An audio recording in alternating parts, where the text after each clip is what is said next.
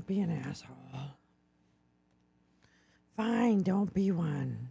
Oh, Air McGurd, go back to bed. Clark! Just kidding. Hi, Easily. How you doing? Go back to bed. It's not worth it. Go back to bed. Hello, Neil. Hello. How are you? Hey, how are you? Do do do do do do do do do. Good morning. I'm pretty good. How are things with you, Neil? How are you doing? Good to see you. Good to be seen. Always helps. Easily. Wah! What are you doing? Well, it's another wonderful Wednesday morning here at the Lolo's Lounge Show. I don't know. I don't know. I woke up on time. Okay, so we'll do this the wake up story. Badger, badger, badger. I woke up on time, but then I didn't. I just dawdled. I'm gonna be honest. I just dawdled. I didn't really. I could not get myself to like focus on a task. It was terrible. Anyway, I hope everybody's good. Good morning. Welcome to the Wake and Bake with Lolo. I'm Lolo, and I'm about to bake. And I'm waking, but I'm also baking. Also, we've got shit to do. Hey, guess who's back? Back again. Jordan's back. Tell a friend. Guess who's back? Guess who's back? Guess who's back? Guess who's back? Guess who's back? Guess who's back? Guess who's back? Ooh. Oh, Easily, you've been up all night? Darling, oh my goodness. LB from 5'8" was doing a live at 4 in the morning? Why? What happened? Is she okay? I mean, it was just a normal live? When? Where? On Twitter? Now I'm all confused. Neil, I would love to wake up and I love her. I really do love her. On YouTube, I love her so much. She's so great. Greg's so great. They're very kind people. They're very smart. They're very good at what they do. So, darn, sorry I missed that. I was fast asleep. I was staring at the back of my eyelids. Fell asleep around 8. There you go, Easily. You're exhausted, my love. No meetings today. Yeah, bitches, we got no meetings today. So Lee can come and play. 'Cause there's no meetings today. Yeah, fuck yeah. Let's play. No, we won't play. We have a congressional hearing. I'm sorry. I know. I'm not very happy about it either. No, that's not true. I actually am really glad everybody's back because I felt like I kind of like it when school is in session, and it's a little hard when school's out of session because it's like, well, I don't know. Leadership vote. Are they voting on leaders today? Oh, not in the House. I mean, not really. They're doing it in the Senate. I mean, they're just going to talk about it, right? Is that what they're going to do? I think LB just wanted to make some important points. Oh, I adore her. Is she in New York? That's probably why. Because weren't they in New York this weekend? So she might be in New York. So it was actually 7 for her, not 4 a.m. Or maybe it wasn't. Anyway. All right. Where is my judiciary? No. Just want to tee things up for 7 or for when it comes on. What time is it? It's like 6:30. Wah. Actually, we've got some. I'm gonna sit and talk with you. Why am I all busting my ass to look for things when I could just be present with my friends?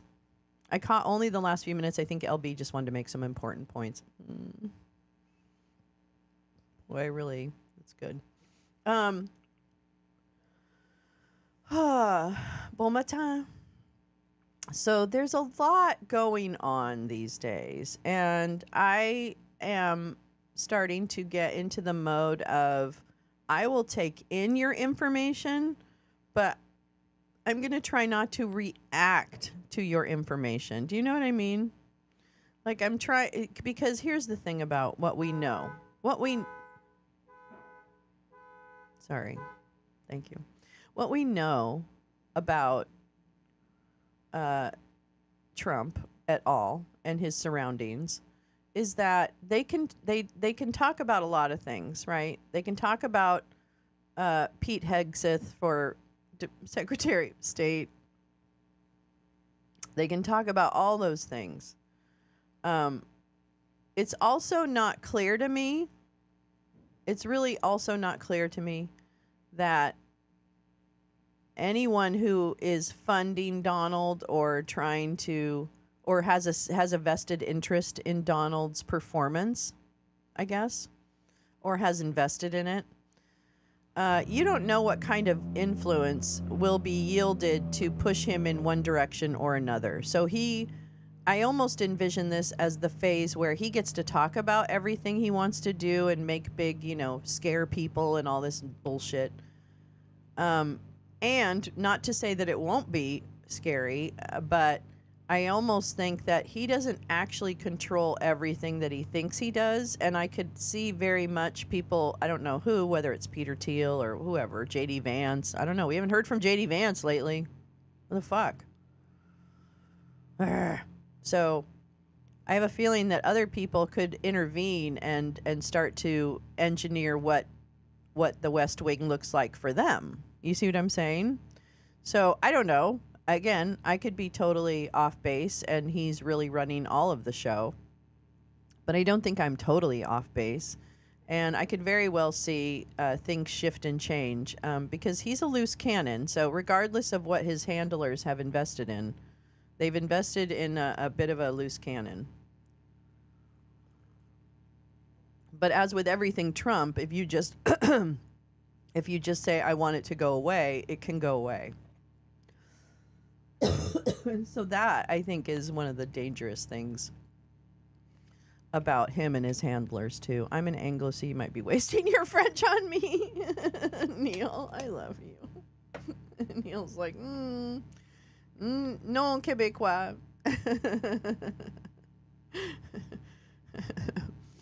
Yeah. So I don't know. It's So I'm trying really hard. I guess the long and the short of it is I'm trying very hard and not doing very well, but I am trying to not overreact to what Trump is saying, doing, his cohorts are saying, doing. I want to take it in. I want to understand it. I want to put a pin in it so that, we have I think one of the things we really lose is people tell me I speak good English. I say, I fucking hope so. That's really good, Neil. Oh, shoot. Now I forgot what I was saying. Oh, I'm taking in the plans that he has and the people involved as information. Good morning, butterflies. I'm going to try and take in that information so that I can understand it, but I'm trying not to overreact to it. Like, for example, when he talked about Tom Homan, who's a big dick, Tom Homan, he talked about him as the border czar, which means he didn't talk about him as the head of ICE. He didn't talk about a specific role. He just said, yeah, that's my guy for the border. And that's a lot of how Trump operated in his first whatever, is that he would, just be non-specific with people and then they go and do a half-assed job of whatever it is. You know what I'm saying? So I think that's the situation that we might have with him. It's pretty clear to me that the existing efforts to review the election and all those things are continuing. I think Democracy Docket is still doing some heavy lifting and others when it comes to ensuring that counts are done and all that good stuff. So Trump wants people to overreact. Neil, that's such a good point. That's such a good point. It's like you have to watch the Tasmanian Devil, and I don't mean that in the very complimentary sense. You have to keep an eye on the Tasmanian Devil, but you don't want to just go in and assume what the Tasmanian Devil is going to destroy. And also, here's another thing to consider, or that I'm trying to consider as I speak publicly about whatever it is is that on the other side of all this, all the things that have transpired, at the end of the day, there are people that are very scared for real reasons. There are people who are there are children who are now sensing what their parents are going through or concerned about. Hi, Oomph. And so my concern is that there are real world fears for people that have been spoken of in regards to upcoming policies or the bans and the deportations, etc. The kind of uh, encoding the federal abortion ban, other things that he's discussed in some ways or avoided, oddly. So I think to that extent, I don't know. I just think that I'm cautious about making. I don't want to make light of a situation that that's actually causing real fear in communities right now. So I'm trying to I don't want to.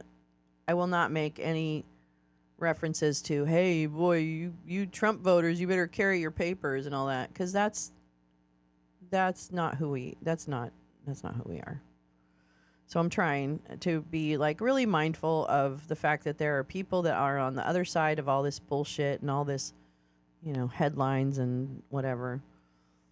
Um, and that's their job. The job of the MAGA, the job of the incoming administration is to prop up their strongman and create that sense of fear. And what a horrible thing! What a horrible thing for an incoming administration to focus on fear for a segment of the population. Wow, that seems so very. Okay, I'll say it. It seems kind of Stalin to me. I was just reading about Stalin the other day. So I think that I want us to be, or I want us to be. I want to be. I want to be thoughtful. I want to be aware, and I want to be helpful, and not alarmist or anything like that. So anyway, that's just, I don't know why that's on my mind this morning, but it is. Problem is, too many in the media take everything as a possible big story. Yep. I know. And see, this is the problem, is that media needs this monster. Because remember a few years ago before Trump, when it was like, oh, the journalism industry, rah, rah, rah, rah, rah, rah, rah, which was true, small papers going out of business, small channels, all that kind of stuff, large corporations owning multiple channels, all that thing. So I think that, I don't know. I can't remember where I was going with that. But anyway, the media. There's always a problem with the media. Anyway, I don't know. I think it's their job, though, to kind of question more. And I don't know where we are right now. I don't know where we are. Everyone who's questioning and kind of trying to paint a picture of what could be under a Trump administration is getting harassed. So I just don't know. I don't know why that is, but I don't know. People are really weird on the internet, frankly. Hey, you people are weird. So anyway, let's see. I've got a couple of clips before. Let me make sure. Yeah, I've got some time. I've got some clips before. Good morning, Muskie. We need to prepare ourselves. Yeah, I think it's good to be prepared. I like being prepared. Information to me is power. Anytime I have information about a situation, I feel like at least I have some, not control per se, but I have some agency, right? I can figure out how does this impact me, people I love? How does this impact the larger world? You know what I mean? I think I can do that. And maybe we can diffuse, I hope we can diffuse some of the anxiety. I don't think that's really possible, obviously. But that's my goal, kind of, is to try and diffuse some anxiety while still being aware of what's happening. So, I don't know. We'll see. Whatever will be, will be. The future's not ours to see. Que sera, sera. You know what? I had a guy, I have a friend of a friend who's an agent in Hollywood, and he came to the open mic where I sang, and he's like, "Here's what I see you in, darling." I'm not kidding. Here's what I see you in, darling. I see you in a bio, a one woman show, Dinah Shore. And I'm like, I am so fucking in. I'm in. Que sera, sera. Whatever will be, will be. My mother loved her. The future's not ours to see. Que sera, sera. Dino, sure. Dynamite. Yeah, he saw my performance as the dino and said, "Hey, I gotta talk to you. I gotta talk to that dinosaur." No, I didn't have a dinosaur costume on. I had my regular dinosaur costume on. Sorry. All right, let me look at my. Do I have anything there? No, I think I don't. Here we go. Here's my watch later. Your voice, it does, doesn't it? I could do like torch singing. I could definitely do that. Well, now I'm being silly. Let's see. I'm. Let's see here. Oh, I do actually have a lot of stuff, kind of, sort of. Impact of a. Oh, this is what I think. Oh no, this is today, right? No, that's the 19th.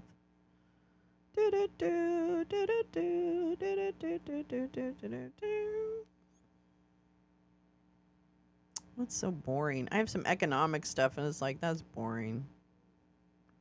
I suppose I could do this one. Beep. Oh, what the fuck?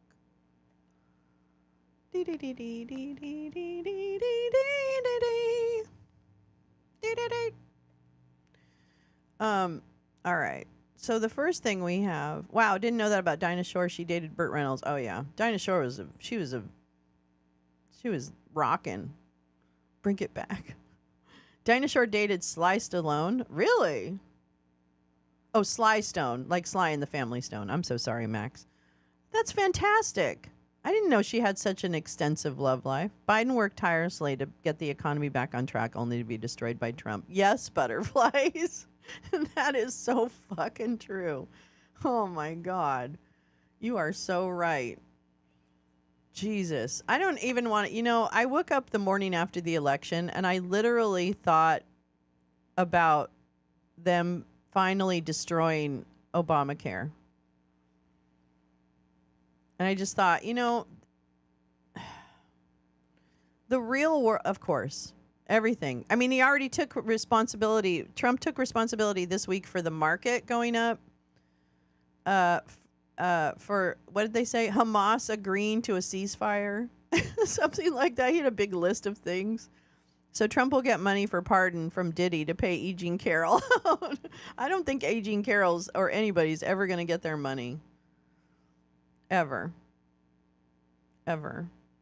Actually, I have some clips on that, which I'm pretty proud of. Hold on. Let me see. Where's my clips?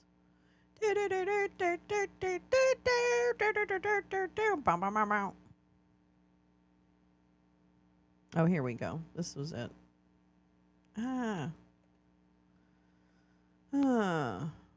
Okay. I don't know why I have this on here. I don't know why. Okay.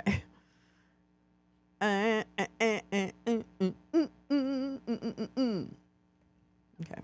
Beep. Boop. Meep. All right. There's Rudy. Can't fail. This is just a minute because I just clipped it from his show yesterday. Because I'm a bitch. He'll still be. I never did that. You know why? Because despite This is last night. all the garbage, I'm honest, including despite the damn judge who's trying to take away all my property.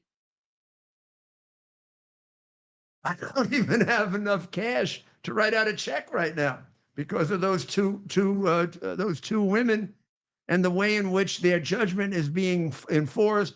And I'm giving none of the humane exemptions even that exist under New York law by a Democrat judge who acts very nice, but has me in a position where I got to pay to deliver property if I have the money to do it. I don't have any money. I don't have And that's any one of the money. reasons, a year ago, I left that Democratic dictatorship. Right. Not that I don't love New York, No. but I mean, I guess there were people who loved And a Germany. mean lady, though. I never did that. You know why? Because despite all the garbage, I'm honest. You're not honest. You're not honest. Do you like my Curtis Yarvin sitting on the toilet? That's what it is. All right, hold on. I got another one. I got a million of them. Hold on.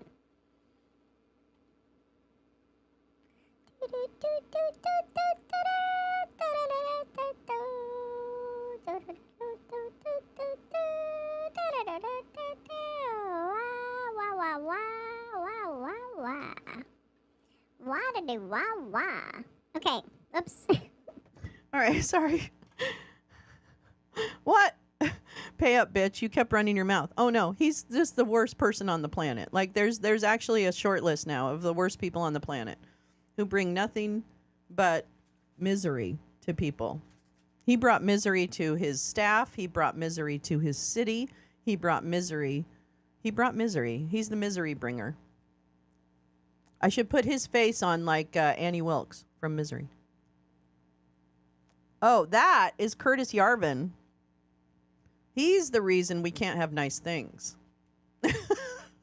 So I will go over him. But first, I'm going to show you what to know about the Louisiana case that blocked schools from displaying the 10 Commandments. So this is from yesterday, too.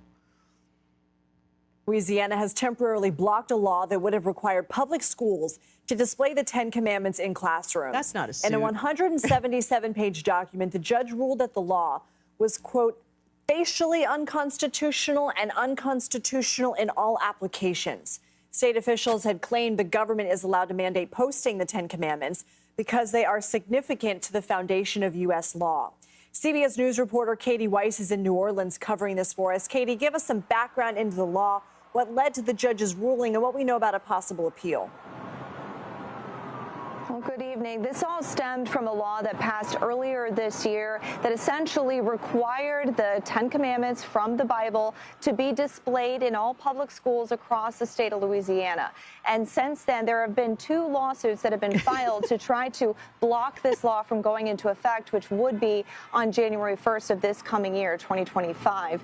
And we've been speaking with folks on either side of the aisle about this. We've also reached out to the Louisiana Attorney General for her response on this, because she has been fighting those 2 lawsuits in court, trying to defend the law. She actually gave us a statement earlier today saying that she strongly disagrees with the court's decision and will immediately appeal it. I'm going to tell you right now, she white feels women, that this decision actually stupid. only binds 5 of Louisiana's many school boards. So she says that it's actually disgusting. A situation, a fight that is far from over. You're and you spoke with a teacher who filed a lawsuit in response to the 10 country, Commandments law. What did he tell you?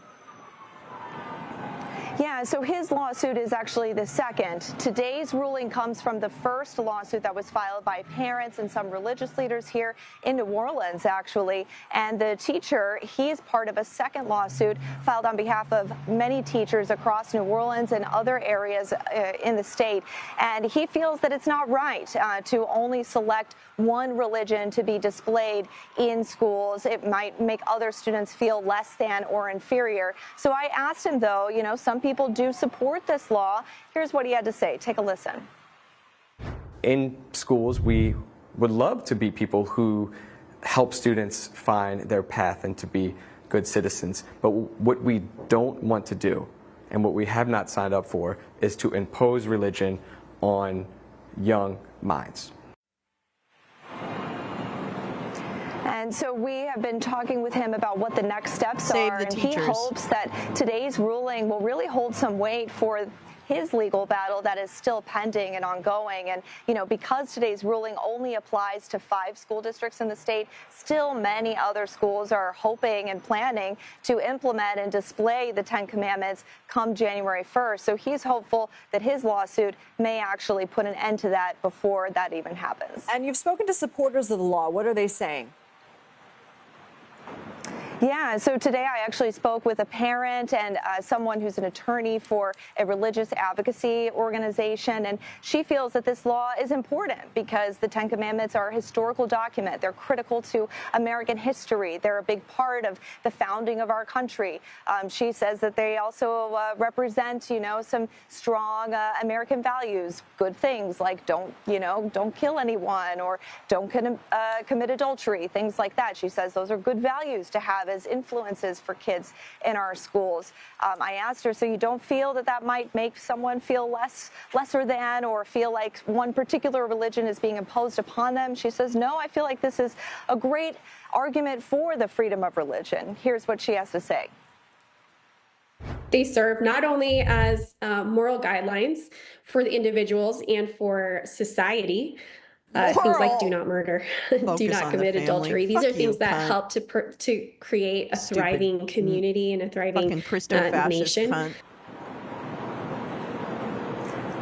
Certainly a big debate today and a big day on either side of the aisle for the debate over the separation of church and state. And it's a debate that we're going to continue to follow here in the Bayou State. It was a wet day today, typical for the South, nice and warm out here still. However, things are going to be heating up even hotter, I think, in the courts. We'll let you know what happens. Katie Weiss, thank you.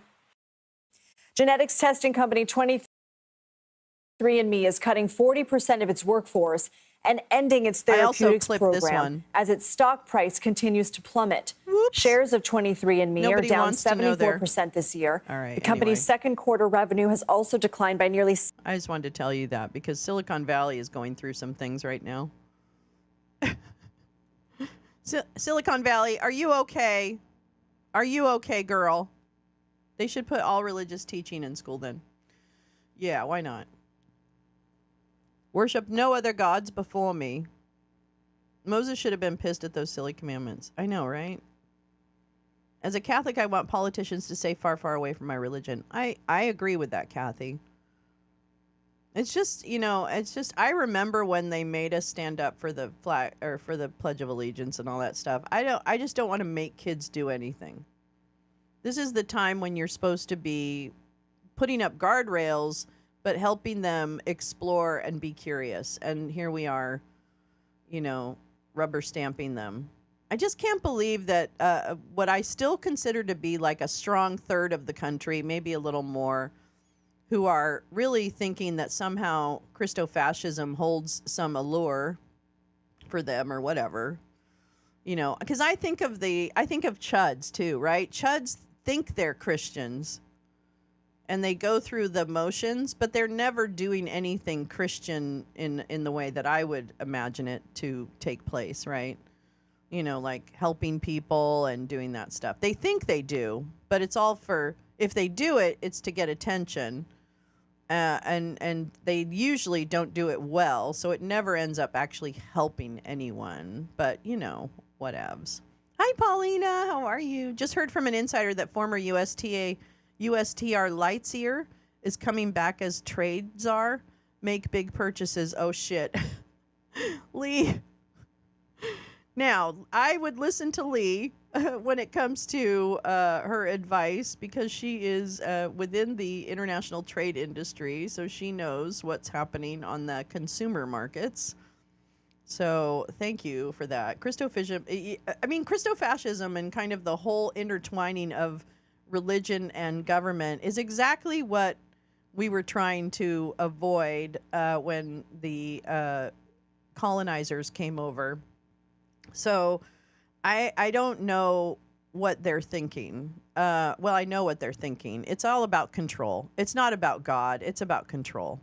Okay, that's what it is. And Christofascism is a great way to control and guide an electorate who are subject, who are kind of like, open to that.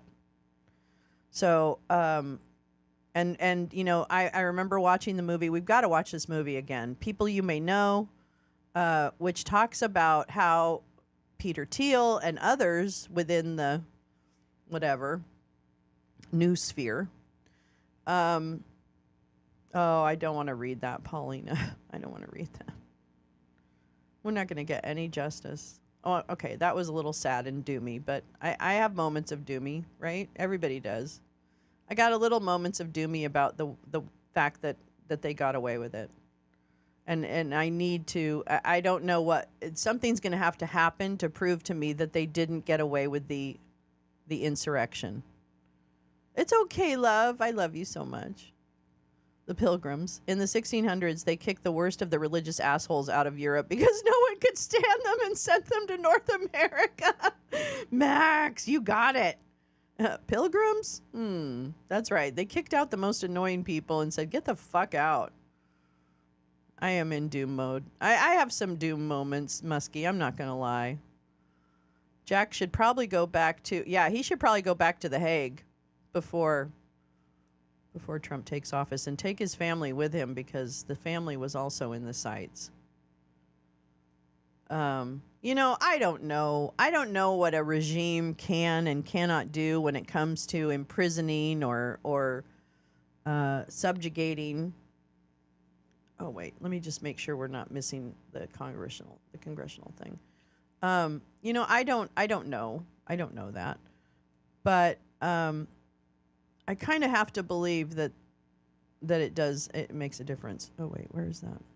Do do do do do da da da da da da pow pow da da da da da da pow de pow. Well, today, ladies and gents, he, she's, and theys, Trumpy McTrumperson is on his way to the big old White House because he's going to meet with the president. So, and yes, Pete Hegseth is Secretary of Defense.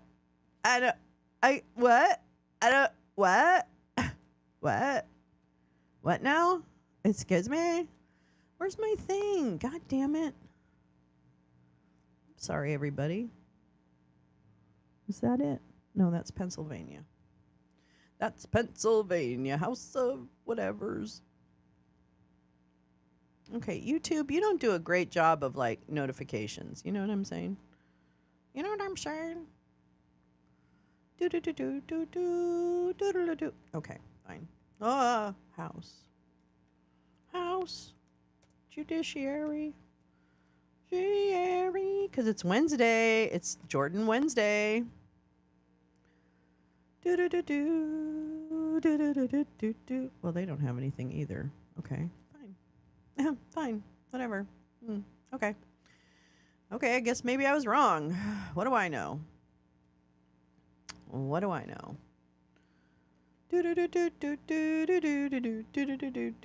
Bow! Yeah, they don't have anything either.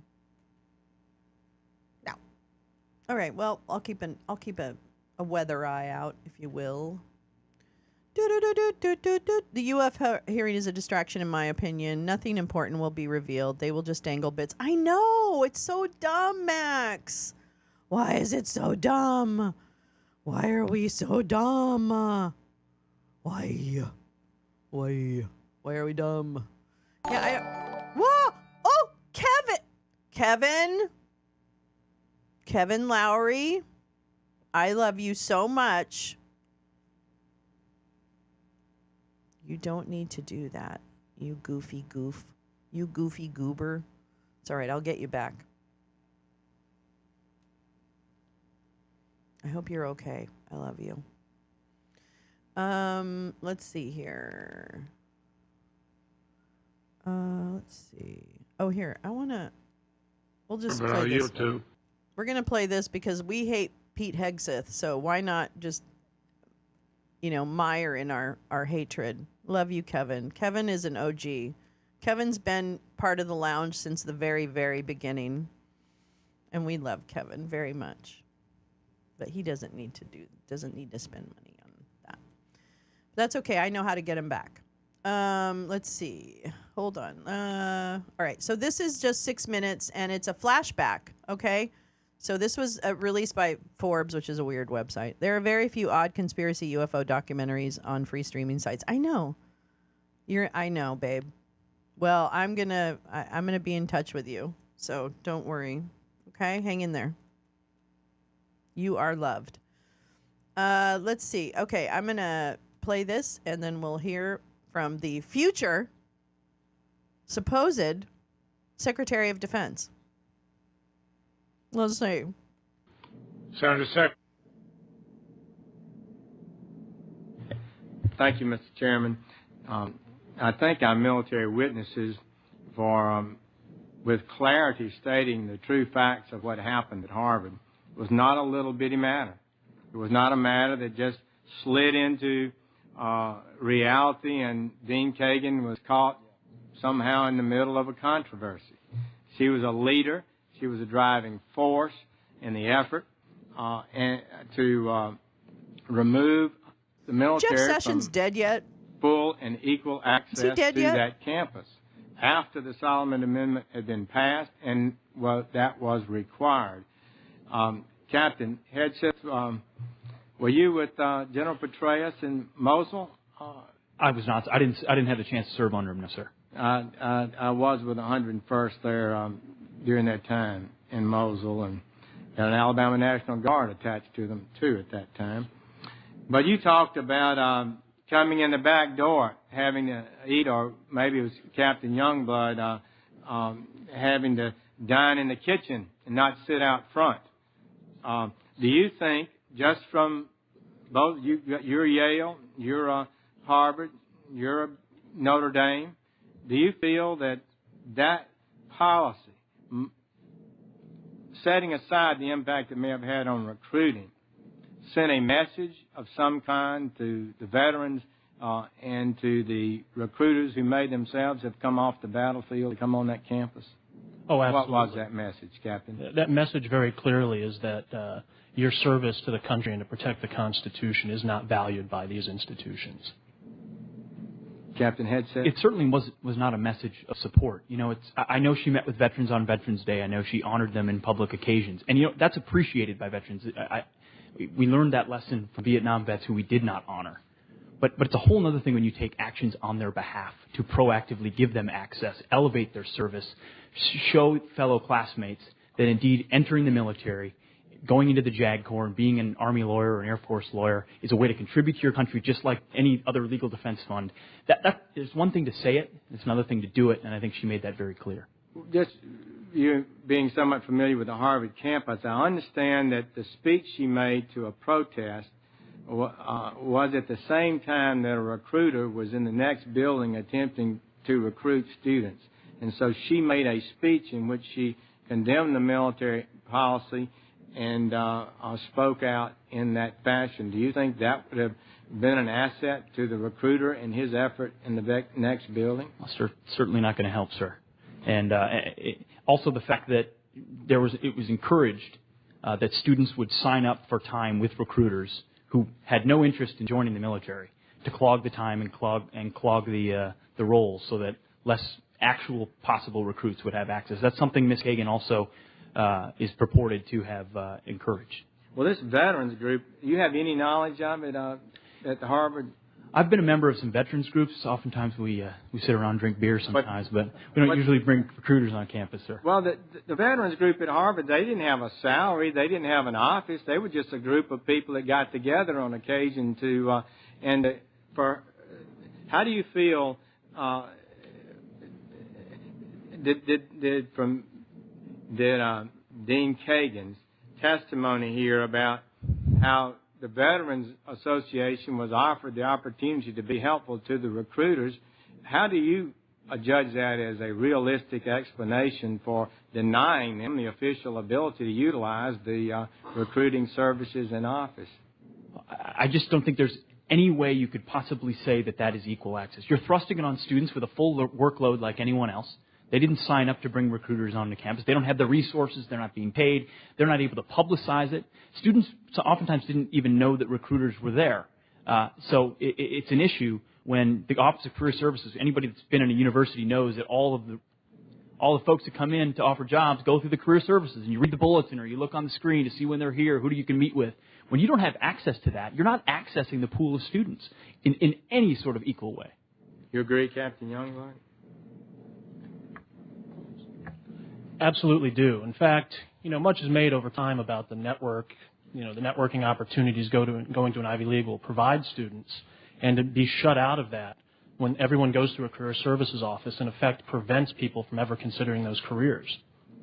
Colonel Mo, thank you for your service. And do you have any comments on that subject? Well, actually, the experience I had at Notre Dame was in direct contrast to what these gentlemen have said for the very opposite reason. Notre Dame... All right, that's enough. That's enough of the Wayback Machine, goofy bitches.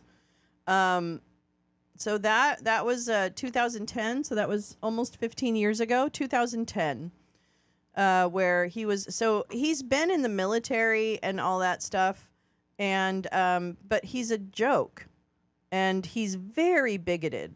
Okay, Pete Hegseth speaks again. In fact, I clipped a few, not clipped, but I shared a few links under something about Pete Hegseth on Twitter, like 3 different stories that I just Googled, and they came up immediately about he had extramarital affairs, which I don't really give a shit about, but, whatever. Some people care about that. Then also, he speaks incessantly about, in very bigoted terms, about the woke military and how terrible it is, and that, everybody should, fuck trans people. Like, he's saying all of these really, really terrible things. He wants women out. He wants trans people out. He wants all LGBTQ people out, frankly. Right? Because he's really, really kind of, oh, Lee, where are you going? Where'd I miss? Paulina, going to visit my European friends and family to have some fun before coming back and continue the fight for democracy. Hell yeah. Hell yeah.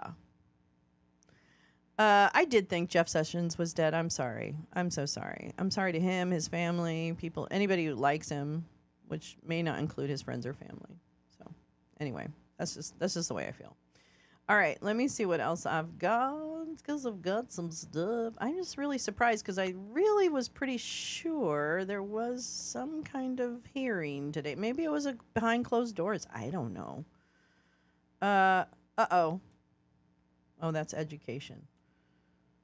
Joe and Jill Biden. Joe and Jill Biden. All right, now I want to find if there is... Oh.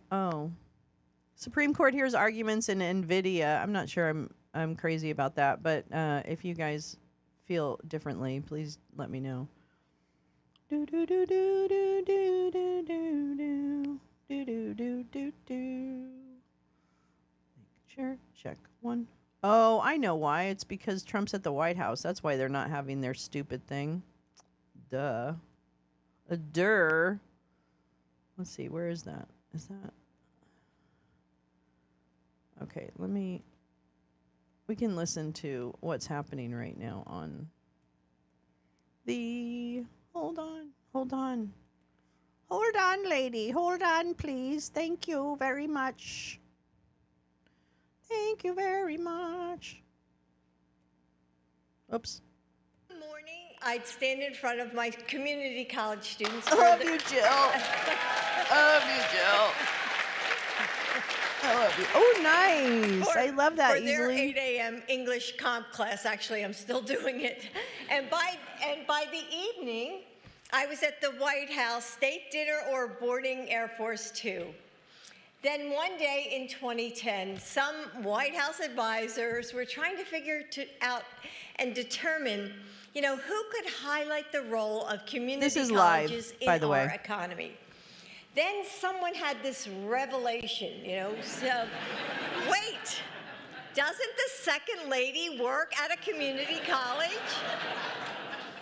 So this might be surprising, but I think I had gotten so good at stitching the two worlds together and sort of hiding the seams that I never considered using my experience to become an advocate. But I said yes. And at the time, I called community colleges America's best kept secret. And I knew that they deserved to be seen and celebrated and championed at every level of government.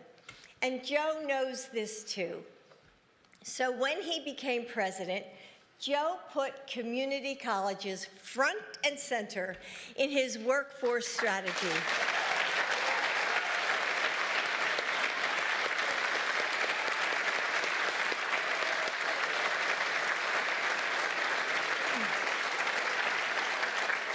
And from day one as First Lady, I knew that community colleges would be a priority for me. So part of that means pushing to make them tuition-free. And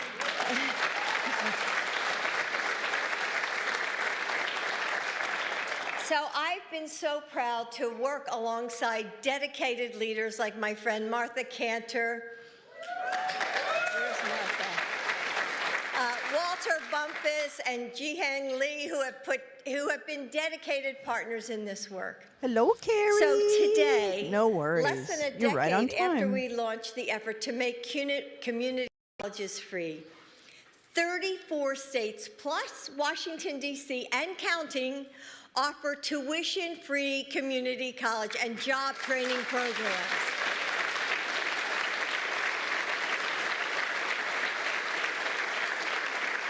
We came close to making community college free for everyone across the country, but a few senators, I'm not going to name them, blocked our way. But that wasn't the end. This movement continues to gain momentum. We must keep fighting for free community college. It's Fox. It's the Fox YouTube channel. As First Lady, I've also focused on strengthening the pathways between classrooms and careers. Nearly, and you probably all know this, but nearly 60% of graduating high school students don't go directly to a four-year degree. Slim pickings for sources. 6 out of every 10 students. Some will start working. Some will go to community college or technical colleges. Some won't even know what they want to do next. So we continue to keep transforming education to bridge the gap between what students learn and the careers that they can enter. I think they stopped kicking that amazing partners in high schools across the country and in advocates like Becky Pringle and Randy Weingarten.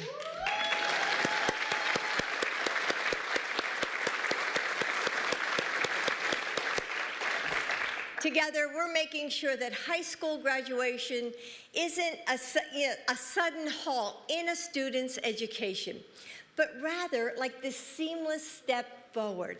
Whether that's on I would a have loved to have college heard more campus, about community a registered colleges. apprenticeship, or another career opportunity.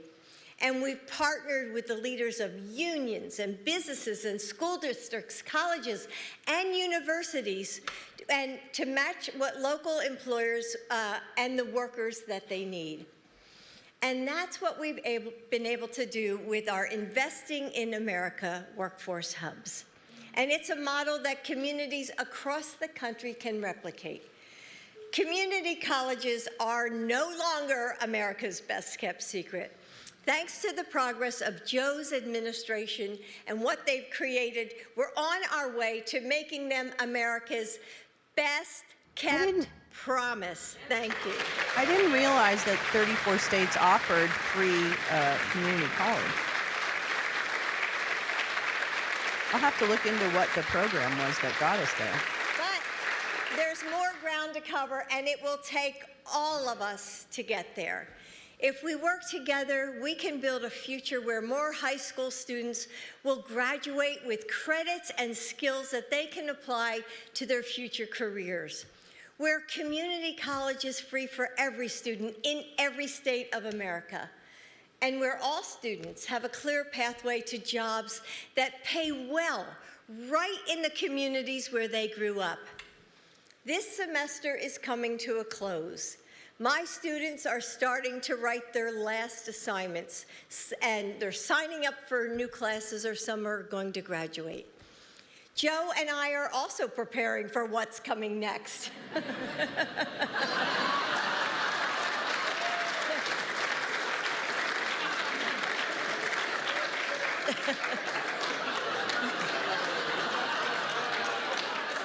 has been the honor of our lives to serve in the White House and to work alongside really all of you in this room. So as you keep pushing forward to make our country shine with opportunity, excellently, know that you will always have a partner in us.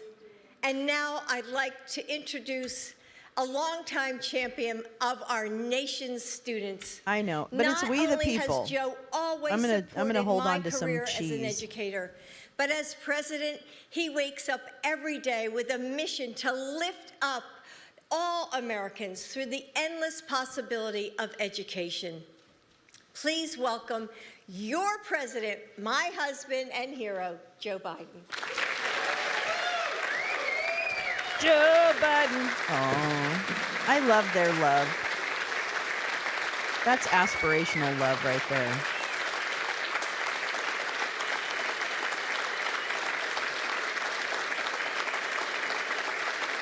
Thank you. Carla, you can be as crabby as you want to be, girl. Don't worry.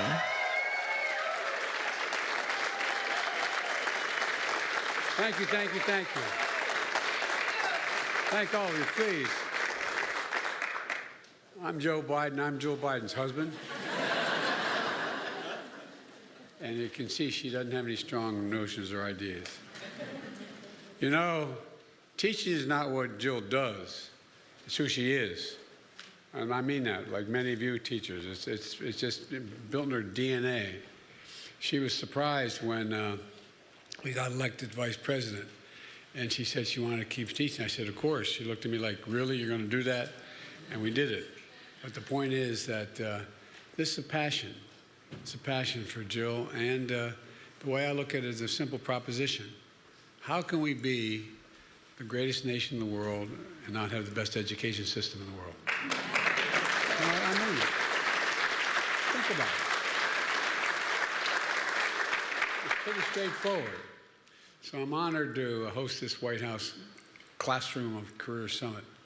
Look, 15 years ago, Carrie, that's so nice. When Jill hosted the first one during our vice presidency, to state the obvious, as I said, what Jill for Jill, being an educator is just what she is, period. I believe the work she's done to connect students in good-paying jobs will prove one of the most lounges always important come as you efforts of our presidency, and I mean it. Look, that's why we're all here today. And I want to thank Congressman Norcross in New Jersey. I keep reminding my Jersey guys, we do really well in Jersey. Jill's a Jersey girl, born and raised. And I tell them, though, there was actually a case a long time ago. Delaware is the second smallest state in the nation, but we own the Delaware River up to the high water mark in New Jersey. You know, Supreme Court decision, for real. So I just want you to know, that's why we're so close. Just step off. Anyway. You're a good man, pal. You really are. And the members of my cabinet are here. Thank you, thank you, thank you, thank you. And leaders of business, education, unions, philanthropy, nonprofits, and more, you know, for being here and for your leadership. And I mean it sincerely. You know, when we came to office, the pandemic was raging, the economy was reeling. And from day one, I was determined not only to vaccinate the nation, deliver immediate economic relief for the folks who need it the most, but I also determined to transform the way our economy works for everyone. To write a new economic playbook, and I mean this sincerely, a new economic playbook, build the economy from the middle out and the bottom up, not from the top down. My dad used to have an expression. He said, you know, Joey, when you talk about trickle-down economics, not a whole hell of a lot trickles down on our kitchen table. Well, when we do that, the poor have a ladder up, the middle class do well, and the wealthy still be able to do very well. And we all do well. It's a playbook based on a value set that my dad taught me. He used to say, and I mean this sincerely, Joey, your job's about a lot more than a paycheck. It's about your dignity. It's about your place in the community. It's about being able to look your kid in the eye and say, honey, it's going to be okay, and mean it, and mean it. It matters. Not everyone has felt the progress because it takes time. We've emerged from a crisis. We have the strongest economy in the world, much more to do. Working families and the middle class are the center of a strong, equitable, and sustainable recovery. And the big reason why is that I call the Investing in America agenda. You know, it's a page from our economic playbook that invests in all of America and all Americans, creating pathways for millions of good-paying jobs being created in our economy. Policy. You know, the key pieces of the Investing in America include historic laws that I've signed, the historic investments in modernizing our roads and bridges, our ports, airports, public transit. We're replacing poisonous lead pipes for delivering clean water to every American. It's take time. But it's the beginning. It's real. It's there. We're delivering affordable high-speed internet and so much more. Roosevelt talked about the need to electrify America during that history. Well, how can you have access to being able to participate in everything? In fact, you don't have access to affordable internet. You don't have access to, anyway, don't get me going. But look, we're also making sure that the supply chain, I don't think Americans heard much about supply chain before we came to office. But the supply chain starts in America. We can no longer, for the longest time, corporate America decided to export the jobs because they're cheaper labor and import the product. Well, not us. We've changed that dynamic. For example, semiconductors, those little computer chips small on the tip of my little finger. You know, they power everything from our smartphones to automobiles to weapon systems. America invented those chips. We in the United States invented them. We modernized them. We did all the work on it. But we stopped making them. We used to have over 40% of the market, and we got down to virtually none of it. But not anymore. Today, we're making once-in-a-generation investments in American science and innovation that are building chip factories all across America. And they're going to be creating tens of thousands of good-paying jobs. And that's not hyperbole, but it takes time to build them. The one thing I was all excited about how much we've invested and how much is coming. But it's taking time. You have to build those so-called fabs. These quote fabs, these factories to build these things, are as big as football fields. And guess what? They pay about an average of $105,000 a year. You don't need a college degree to get there. And that doesn't even count the tens of billions of dollars being spent to build these facilities and attract other businesses. And I signed the most significant climate law ever in American history, but in the history of the world.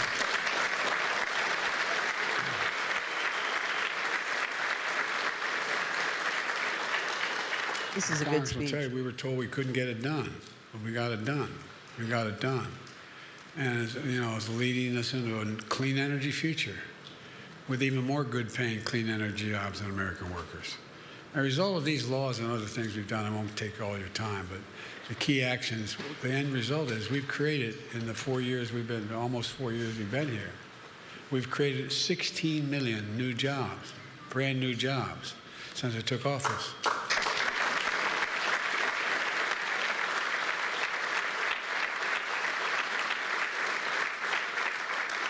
And the most in any single U.S. presidential term. Inflation is at 2.6%, close to the pre-pandemic rate. Unemployment is down to 4.1%, longest stretch for a long, long time that low. Despite the critics saying we had to lower our ambitions to get the economy going, we've attracted off the sidelines from private enterprise over $1 trillion, $1 trillion in private investment in clean energy and manufacturing that are creating good-paying jobs and building factories here in America where they belong. And all this historic investment is happening in every part of the country. Remember my call saying I'm a president for all Americans, no matter who they voted for. Well, keeping that commitment, the majority of the investments are actually in red states, not blue states, because they got hurt the most by the policies early on. All those factories shutting down. How many times did you come from places where you had Mom and my grandpapa and grandmom worked in that factory. My mom and dad worked there. But I got to move, Mom, because there's no job. The factory's gone. I got hurt very badly. It takes away the soul of a community. We're making sure these Americans have access to good-paying jobs that are being created. Buy America has been the law of the land since the 30s, which hardly anybody knew, hardly anybody paid attention to. When Franklin Roosevelt was trying to make it fair for or for unions to be able to organize so the business couldn't just crush them because they started. There was a provision in the law in the early 30s that said when a president is authorized by Congress to spend money on a project, he has to do two things. He has to use that money to hire American workers, and he has to use American products. Well, this administration, past administrations failed to do that. Like I said, so much was exported overseas. Well, not on my watch. My administration buys American. We're making sure the federal projects we're building, roads, bridges, highways, and more are going to be made with American products, built by American workers, and creating good-paying American jobs. Jobs that don't require a four-year college degree. Jobs you can raise a family on. In fact, my administration is requiring many of these kinds of projects to pay what a union wage called the Davis-Bacon prevailing wage. We're expanding registered apprenticeships, resulting in hiring of more than 1 million apprentices since we've come to office. Remember, business came along and said, we'll do the apprenticeships. Yeah, right. Well, guess what? They're not.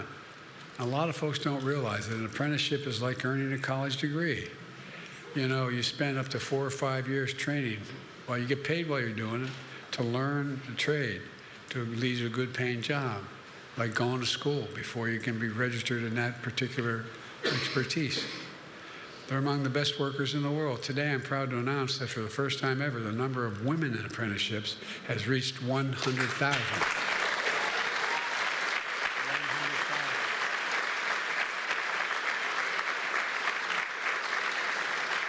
3 times the number from a decade ago. When I took office, not a single state had a registered apprenticeship program for teachers. Today, 46 states plus Puerto Rico and D.C. have launched registered apprenticeship programs for teachers. That is the best teacher training on the planet, period. I know. So I'm going to say I did that because I feared for my life, but not true. I wanted to do it anyway. I'm also proud to announce that we've committed more than $80 billion towards strengthening and expanding our workforce. As Jill just described, that includes supporting free community college programs so students and workers can train for good jobs without the burden of student debt. It also describes what we launched the workforce hubs, where we collaborate with local leaders, community colleges, unions, local businesses. I also to have train a conspiracy and theory Americans that to good-paying jobs. think that he got And sick it's good in for 2020. students and workers. It grows the economy for everyone. And, I know I'm listed as the most pro-union president in American history. I'm very proud of that. But guess what? But anyway, it's just a conspiracy theory. Because he was so different between like October 2020 and January 2021. He was so different. I had Treasury Department do a study. What's the effect and of it could definitely be like COVID, unions? age, Everybody's blah, standard of it is raised. But it was a marked decline for me. But we're also really proud to have launched the American He also Climate Corps. did all of the things he just talked about. Patterned after the Peace Corps. At the same and time. the American Corps to put tens of thousands of young people on a path to good-paying, clean energy, apprenticeships, and jobs. That's the future. So the proof's in the pudding, as far as I can tell. The private sector is also bringing business into the high schools, so younger students. I voted for learn about the and smart train lady. for good-paying jobs, including those that don't require 4-year degrees, as Jill pointed out. There's so much more that you'll learn about at today's summit, and many of you bring more information as well. But look, it really matters. Let me close with this. You heard Jill speak about incredible students. This information really American hurt us worker who badly embodies in an this incredible country. character that we see all over the country. Maurice Bogart. Maurice, I'm going to ask you to come up here in a second. Father now of 2 it's young children. when you lie I work for. and you just keep lying for enough of the population, He's that gonna becomes actually come true. up.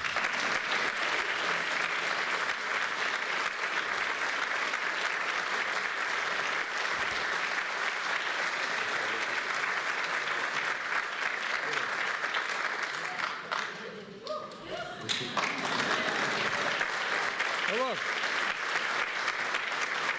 Maurice from Cleveland, Ohio. On the day his children were born, he had a survival mindset to do whatever he could to improve the positive circumstances for his family.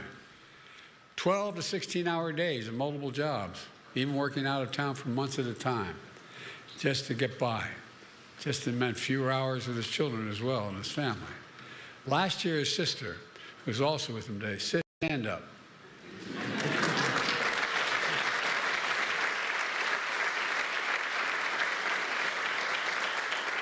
Every man like me needs a strong sister, and I have one. Thank God.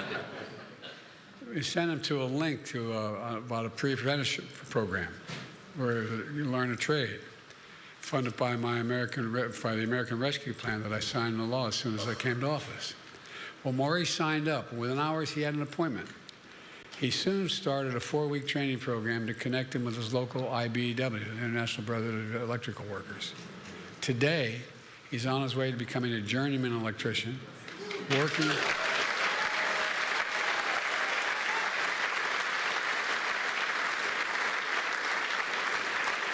at the stadium of his hometown baseball team, the Cleveland Guardians. Yes, sir.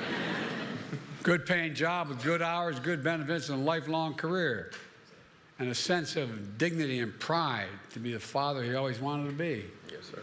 And it's not just him. Millions of workers and families have more opportunity today than they did 4 years ago in an economy that is growing from the middle out and the bottom up. He can put him down. He can do whatever he wants. All you got to do, look, you can do anything you want, pal. Okay? And if you want to make a speech later, you can, all right? All right. Economy where everybody has a fair shot. We leave nobody behind. Invest in America and all Americans. That's what we've done together by reminding ourselves who we are. For Lord's sake, we're the United States of America. There's nothing. I mean this in front of my heart. There's nothing beyond our capacity when we do it together. And there's no group I'd rather be doing it with than all of you. So God bless you all. May God protect our troops. Thank you, thank you, thank you. Distinguished guests, please remain in your seats as the President and First Lady depart. And as we transition... Okay, so we were just listening in there to First Lady Jill Biden and President Biden speaking on the topic of education, but as we heard from the president, he also talked about his record, inflation. Again, all of this coming ahead of him supposed to meet with President-elect Donald Trump around 11 a.m. here on the East Coast, so just about 25 minutes or so.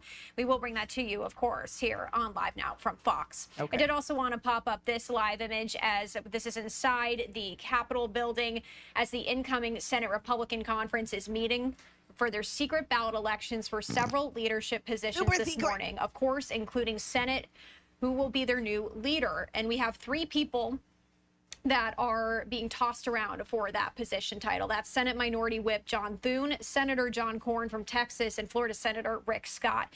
We've seen these reporters staked out here all morning, just waiting for some senators to come out to speak to.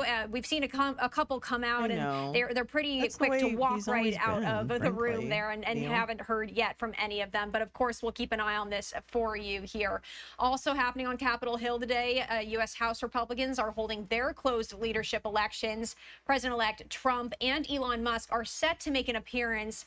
Of course, this coming after President-elect Trump announced that Elon Musk, as well as former GOP presidential candidate Vivek Ramaswamy, will be leading the Department of Government Efficiency. All of this happening today in the nation's capital. We are going to keep an eye on all of it for you here, as we always do on Live Now from Fox. Let's go away for a quick 2-minute break. We'll see you back here. Okay, bye. Bye, weirdo. Anyway, sorry. Oh yeah, Joe. Oh, Joe.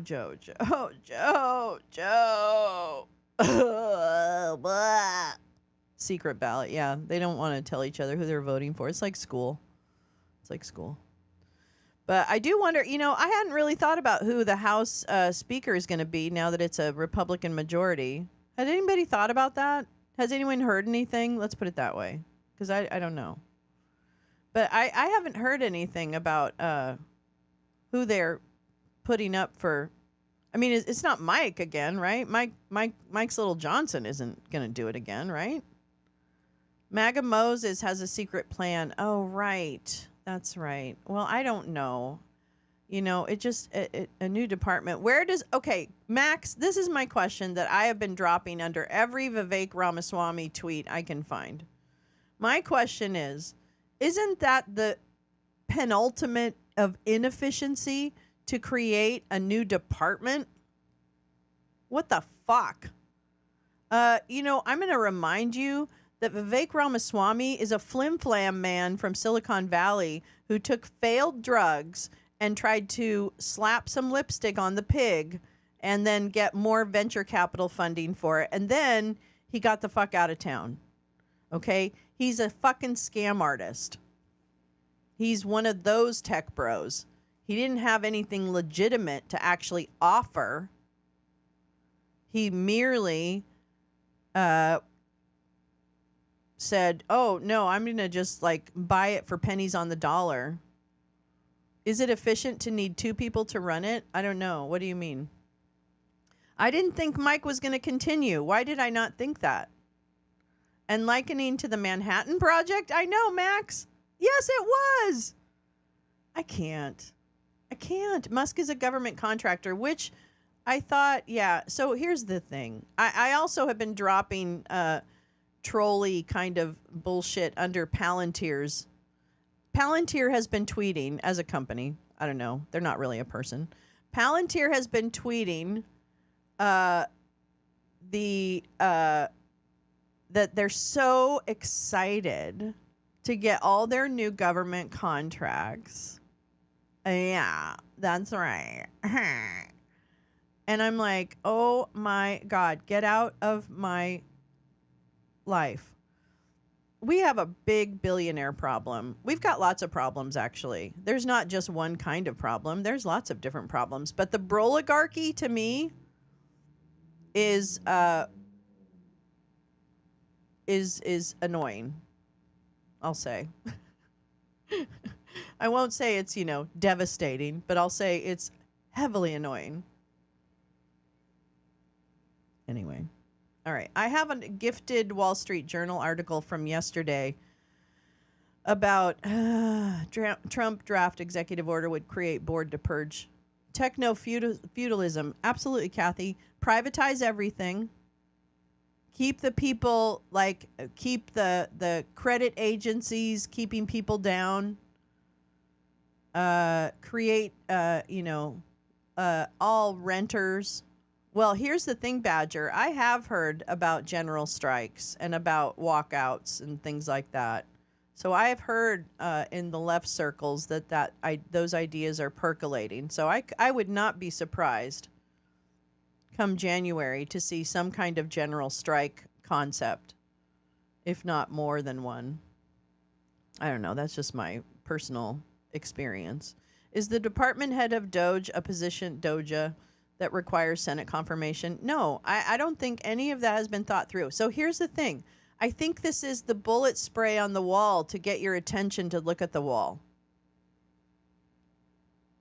I'm going to say that again. I think all of these appointments, this talking, this, so-and-so and thus and so and the I think all of that is bullet sprays against a wall to make you look at the wall. And not that you shouldn't look at the wall, but you have to keep an eye on the people shooting the gun too. You know what I mean? I know that sounds kind of dumb, but I really think that we need to really focus on that whole noise signal malarkey, because I feel very manipulated right now by the news cycle. How's that for being a lib? But I really do. I feel it's very manipulative right now. And, Trump is controlling the media cycle yet again with his bullshit announcements. But, this is where we are. This is our media cycle. Yeah, Rick Scott will agree to not force Senate confirmation. That's why QAnon wants Rick Scott so badly. Yes, Gal. Thank you. Good morning, Gal. Is it efficient to need two people to run it? I don't know. I think, yeah. So the Rick Scott is going to be the Senate majority leader, which is whatever, Rick. You know how I feel about Rick Scott. Let's find our Rick. I have a little homage to my friend Ricky Scott. Oh, here we go. There it is, right there. Oops, wait. Oh no, that's Scott Pressler. Oh Jesus, I have more than one Scott. What the fuck? Hold on. Oh, there it is. I called it Rick Scott. Oh, there we go. Hi, Rick. How you doing? Looks like you're not doing so well. Looks like you're not feeling so well. How are you doing? I know. Okay, just blink once for yes. I hope McConnell finds one last fuck you for Donald. I hope he does too. But you know what else I hope? No, I don't. I don't want to say that. That's mean. It does involve a public whatever. Anyway. Ah! I hate everybody and I hate everything. It's in the Constitution. Do we really think that the Constitution is going to have a whole lot of I mean, I'm not saying that it shouldn't. I'm not saying that at all. I'm just saying, don't you think that it's a little bit it might be beneficial to consider that he's not going to give a shit about what the rules say? And that even the chaos of trying to move around the rules might actually, be a thing. I don't know. I'm really curious about this meeting that they have. I'm actually really curious about what he says, Trump, about the meeting afterwards. And that's just kind of morbid curiosity. I don't think I would learn anything from it. So I can make the distinction between morbid curiosity and and just like, God, there is so much fake news on YouTube. I can't even tell you. I'm so sick of it. I'm so sick of these channels. The whole, like all these fake CNNs and all that. Oh my God, it drives me insane. Insane in the membrane. What's this?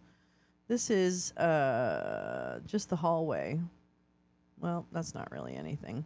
Okay, so I'm going to read you a little article. Oops. Yeah. From the Wall Street Journal yesterday. The puppies are on crack. On crack this morning. Please send help. Oh, the baby Popeyes. All right, let's do this. Let's do it. Let's do it. Let's fall in love. Birds do it, bees do it, even educated, please do it. Let's do it. Let's fall in love. All right, here we go. This is from the Wall Street Journal. I can't remember who gifted this, but I really appreciate it. To whomever. Sorry, I can't remember. Trump draft executive order would create board to purge generals. But here I am, leaning into the madness. What was the speech I just gave?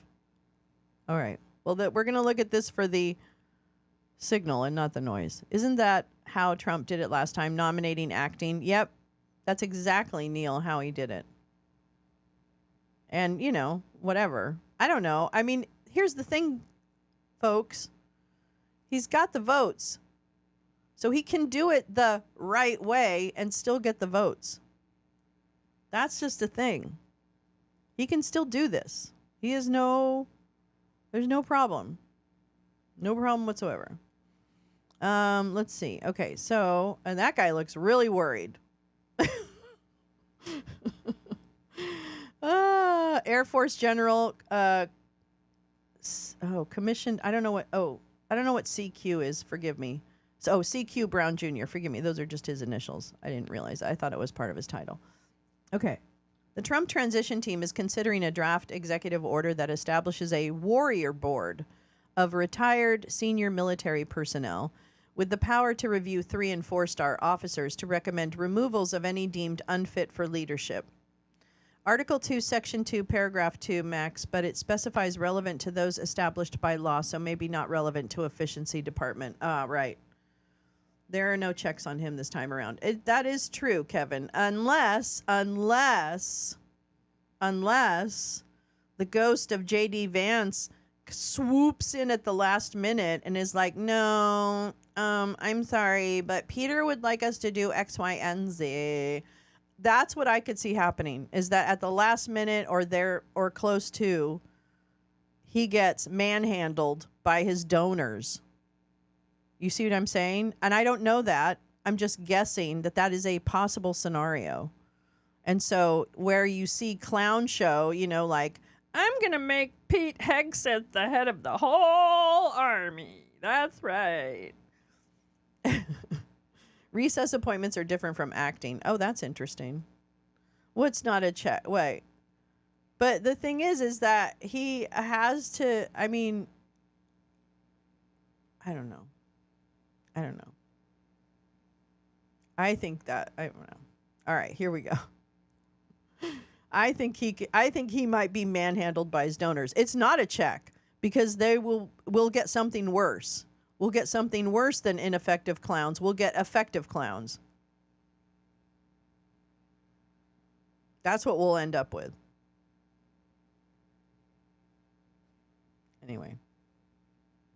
No. Okay.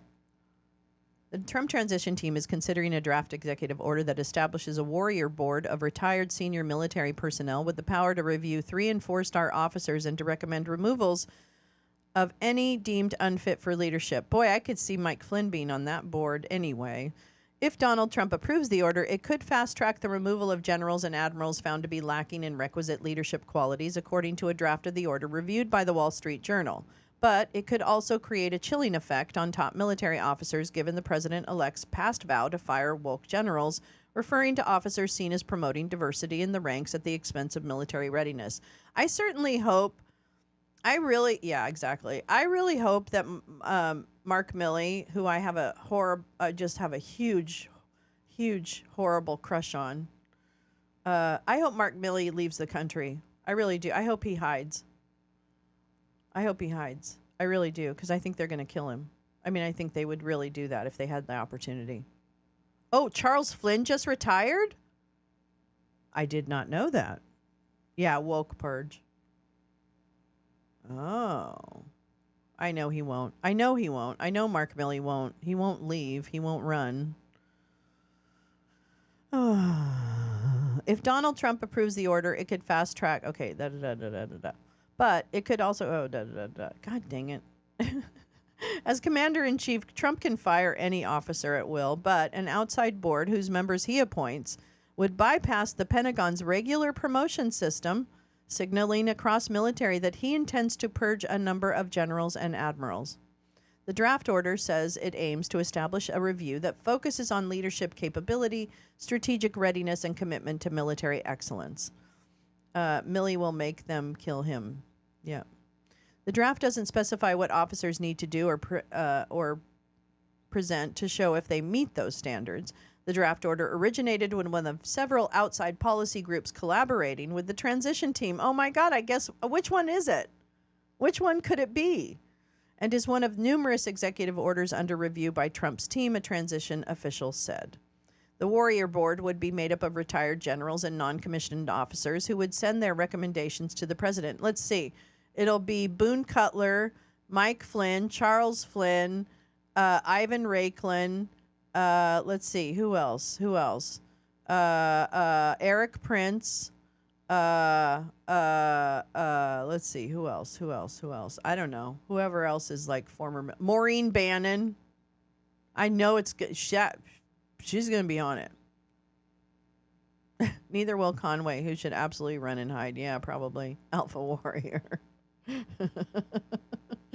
All right. Those identified for removal would be retired at their current rank within 30 days.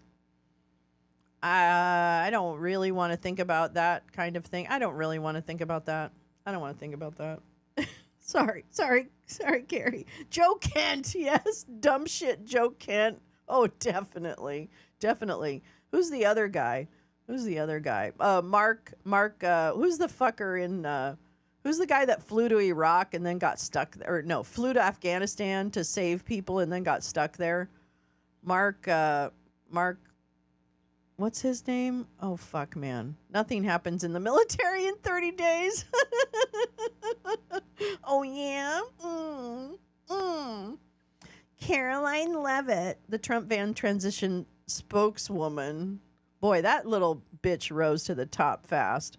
Declined to comment on this draft executive order, but said that the American people re-elected President Trump by a resounding margin, giving him a mandate to implement the promises he made on the campaign trail. Yeah, he'll deliver.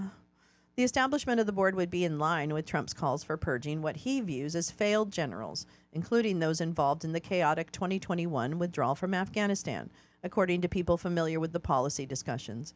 Trump has said he would ask all generals involved in the withdrawal to resign by noon on Inauguration Day.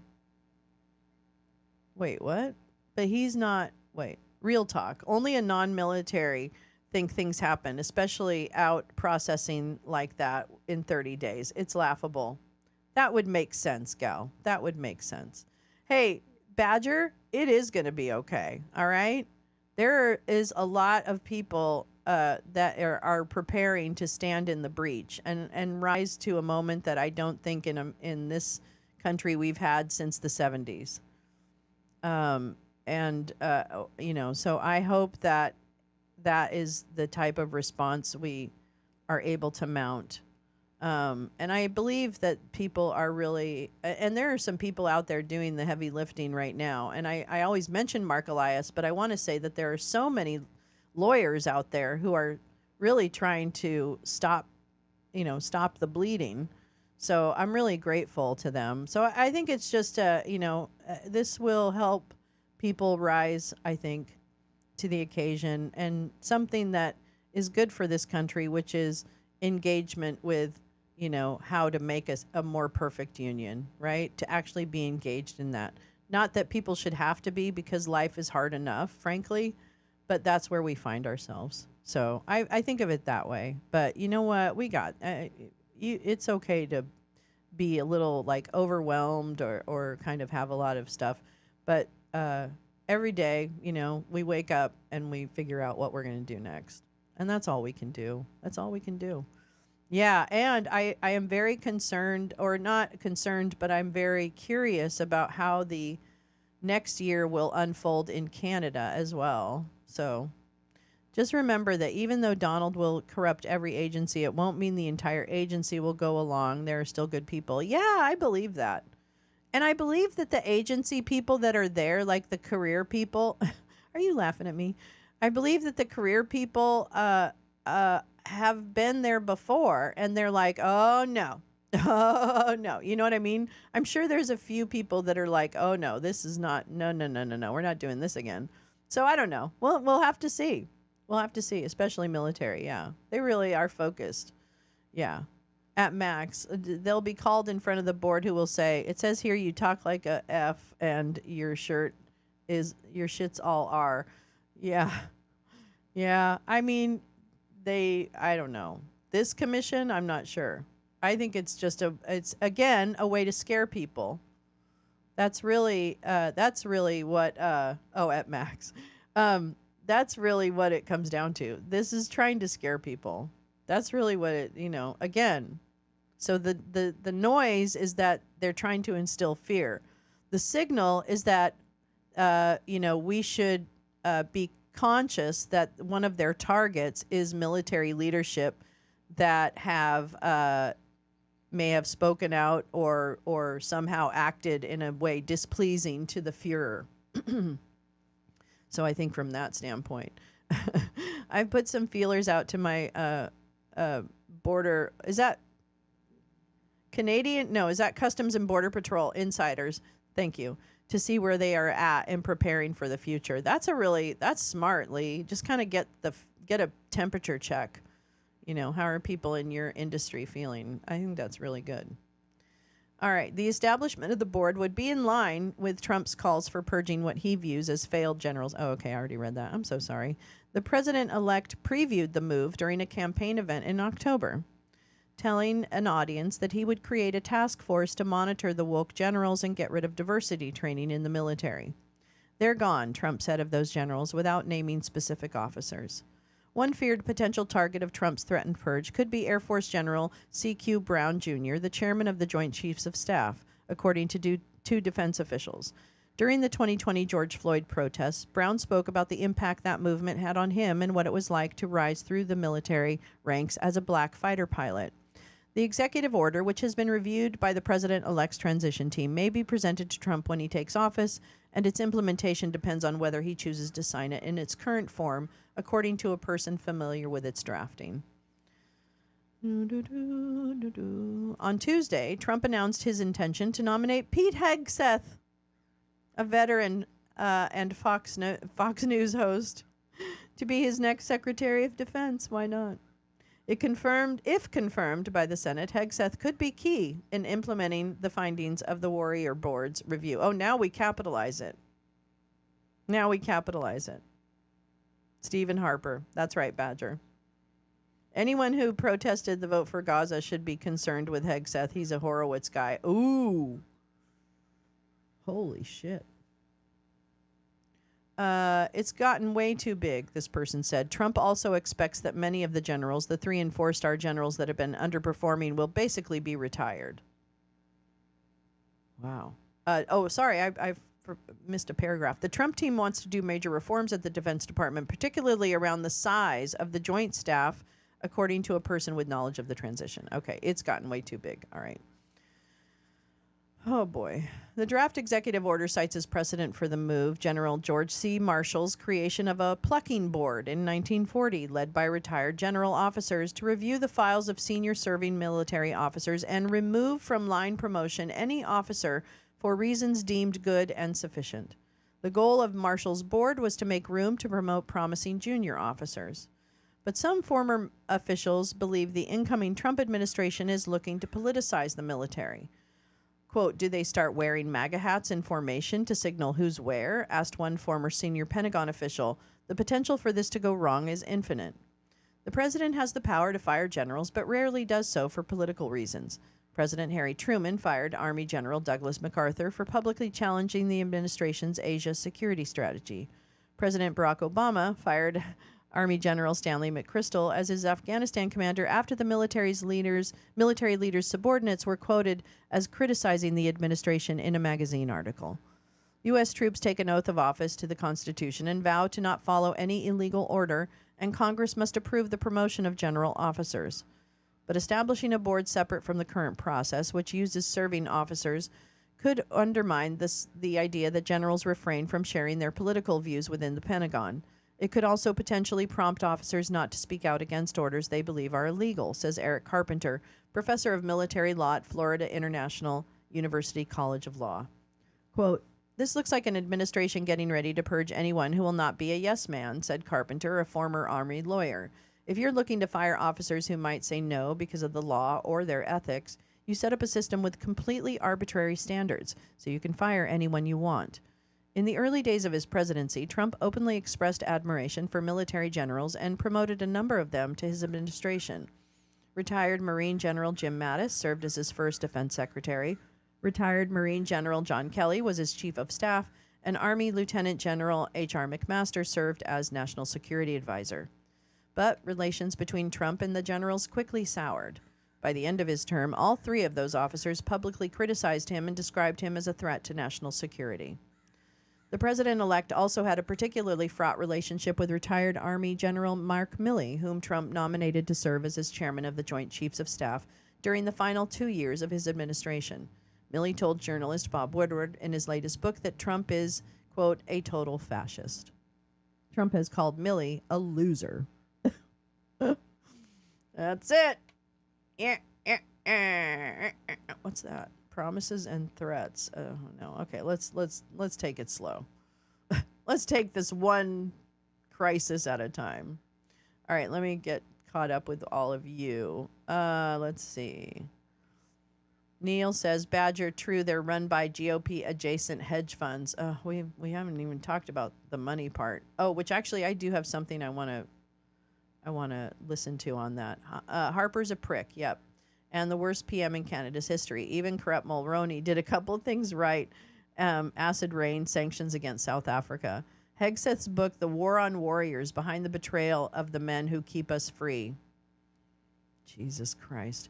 Synopsis. The War on Warriors uncovers the deep roots of our dysfunction, a society that has forgotten the men who take risks, cut through red tape, and get their hands dirty. You know, real sexy men. The only kind of men prepared to face the dangers that the left pretends don't exist. That's right. Our heads are in the sand. Unlike issues of education or taxes and crime, this problem doesn't have a zip code solution, bitches. We can't move away from it. We can't avoid it. It's in our way. We only have one Pentagon. Either we take it back, what? Or surrender it altogether. If you're not a fascist, you're a loser. Well, I mean, who wants to be a loser? That's right, Neil. Names will hurt me. No, I'm kidding. No, they won't. I'm just joshing.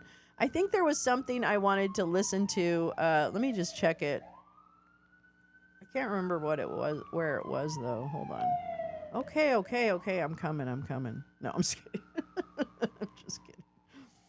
Checking the live broadcast. Ooh.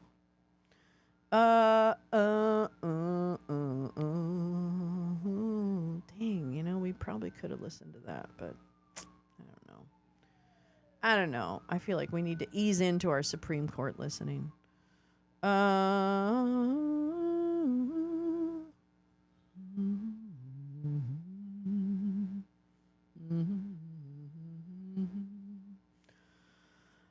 Okay, where am I? Where do I belong? Ooh. Hey, come on. Ooh. Oh, you know what? I think it's in the other one. Yeah.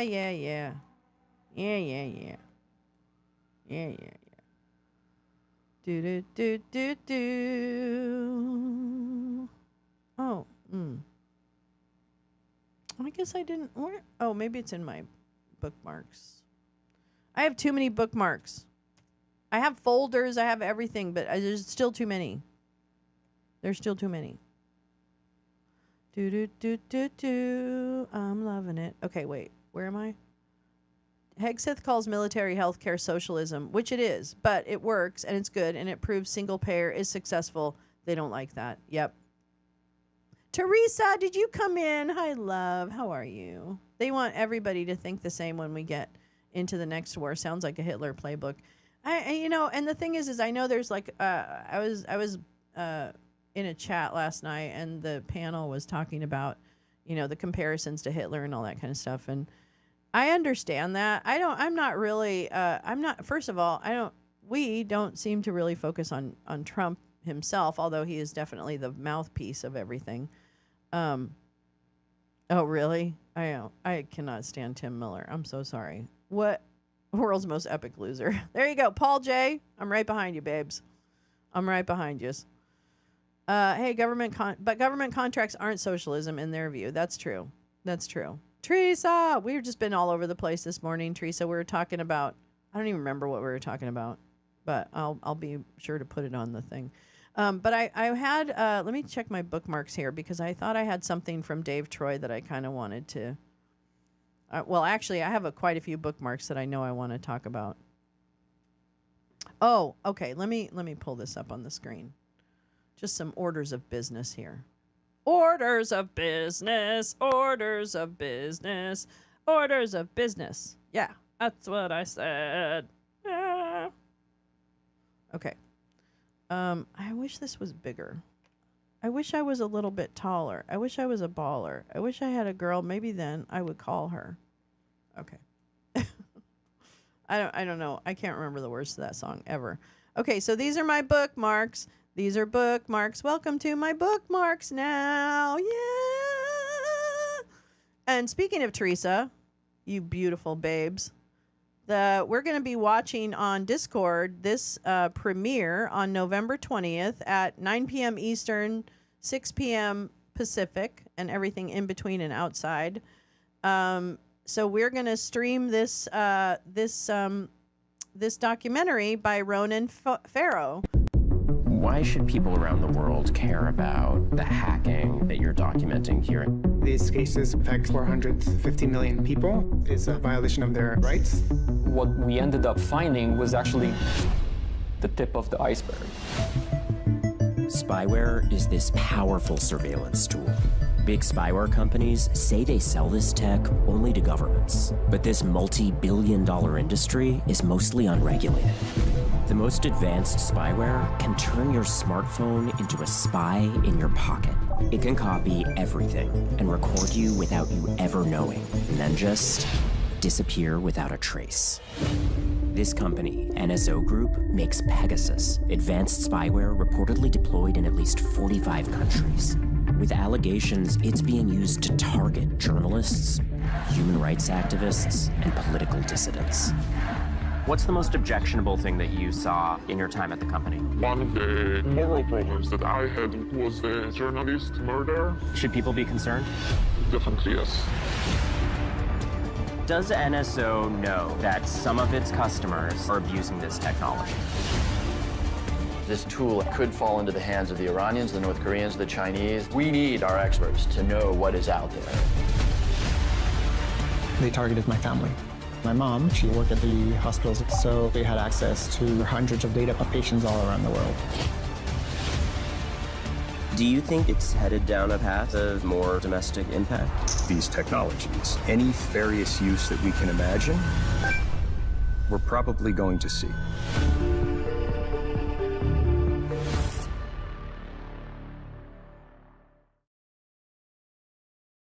Yeah, so we're going to be watching that, very dramatic, but that's Hollywood. Hollywood. Why should people around the world care? Yeah, NSO is related to Flynn. Yep. It's I believe it's an Israeli company. David, David Pennywise Sock. He has all the information about NSO. He's into that. I was right. Yeah. Fast Company. Okay, hold on. Let's do it. All right, real time. Real time OSINT, bitches. That's right. That's how we roll. Here at the lounge. Here at the lounge. Oh, shit. What? I mean, not just like asking ye shall receive. Fast Company. 2017. No. Okay, no. Founders of hacking firm linked to Michael Flynn turned to cyber defense. An NSO Group co-founder is raising funds for Orchestra, a company that will aim to simplify cybersecurity. The founders behind NSO Group is an Israeli company that makes lawful intercept tools used by governments to spy on terrorists and criminals, but also, as I reported yesterday, civilians in multiple countries are doubling down on not attacking devices but defending them. In early November, NSO Group co-founder Omri Lavi told the Reuters Cyber Summit that he and investment partner Isaac Zak were raising funds for Orchestra, a company that will aim to simplify cybersecurity. This comes only months after Francisco Partners, the private equity firm that owns NSO Group, failed to sell part of the company to New York-based Blackstone Group at a reported valuation of $1 billion. The collapse of the deal came amid reports this summer by the New York Times and digital rights group Citizen Lab about how Pegasus had been used to attack dozens of civilians, dissidents, and lawyers in Mexico, the United Arab Emirates, and elsewhere. Apple and Google promptly issued updates to defend against NSO's spyware, but that doesn't guarantee that every phone is protected. The company has also earned controversy for its links to former White House National Security Advisor, Lieutenant General Michael Flinflam. I can't believe they said that. No, I'm just kidding. It doesn't say that. In 2016, Flynn's various consulting gigs included work for Francisco Partners and for an NSO Group offshoot, OSY Technologies. Flynn, who pled guilty on Friday to lying to the FBI about his conversations with the Russian government, was paid a total of about $140,000 for his work, which he provided while he was working with the Trump campaign. NSO and Francisco did not respond to requests for comment. In a statement, NSO said it only develops the software and is not involved in any way, shape, or form in operating the system. Steve Eisner, the general counsel of Francisco Partners, suggested that Mr. Flynn had served the company in a relatively limited advisory role.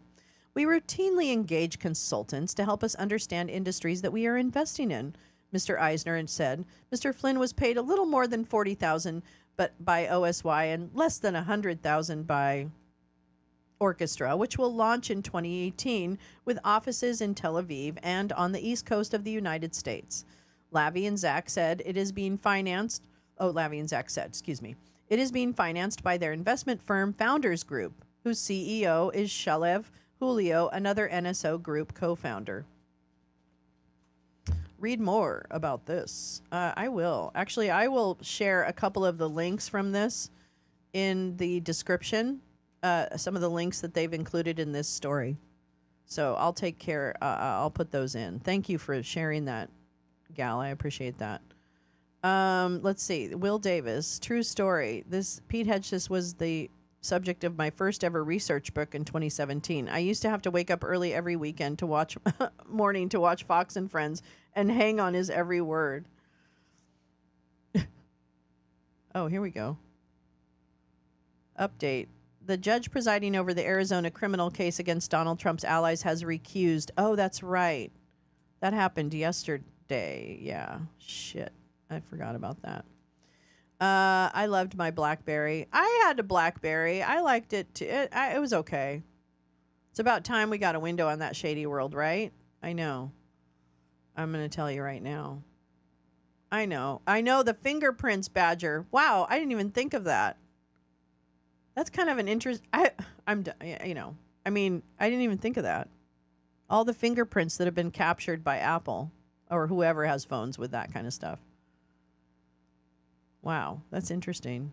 You had a flip phone until 2015. That seems about right, though. I mean, they were pretty popular. I mean, I guess not necessarily into the 2000s, later 2000s, but I don't know. I still think they were kind of now they're really popular. Max, my God, you'd be like so like in the zone. All right. So this there's my Chris Yarvin. That's Curtis Yarvin. That's the guy I have sitting there. He's like he's what all the baddies think he's really smart. I have no idea. And what I said was to Jim was the masturbator race, more like it. Because we had just watched Idiocracy. So then everybody came into the replies. Go away, I'm baiting, Brett. Where are you, Brett? Anyway. Yeah, that was our... Oh, wait, I think somebody else answered Brett's. Maybe. Oh, maybe not. Anyway. So that's kind of where we were. That's kind of where our mental... I responded, just normally yesterday about Pete Hedges.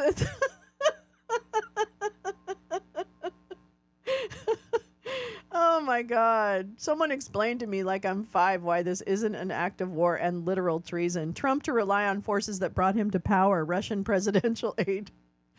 Nikola Patrushev agreed that Trump, when he was still a candidate, made many statements critical of the destructive foreign and domestic policies pursued by the current administration. The TASS agency. That's Russian state propaganda. In his future policies, including those on the Russian track, U.S. President elect Donald Trump, will rely on the commitments to the forces that brought him to power rather than on election pledges. These Russians are just having so much fun with this. I mean, not that I want them to, but, they are. They are kind of. Oh, Fox had on Dom Lucra. Holy shit. And they called him a journalist, y'all. That's where Idiocracy in its best form. Wonder why Bitcoin is doing so great. Epstein's old friends are leveraging what they know. Howard Lutnick.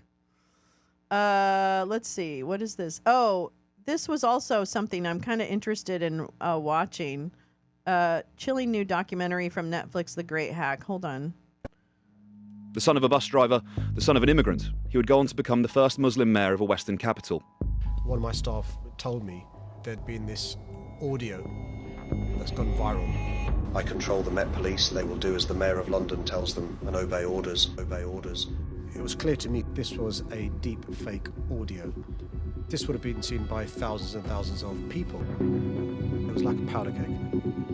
I control the Met Police. I control the Met Police. They will do as the Mayor of London obey orders and obey orders.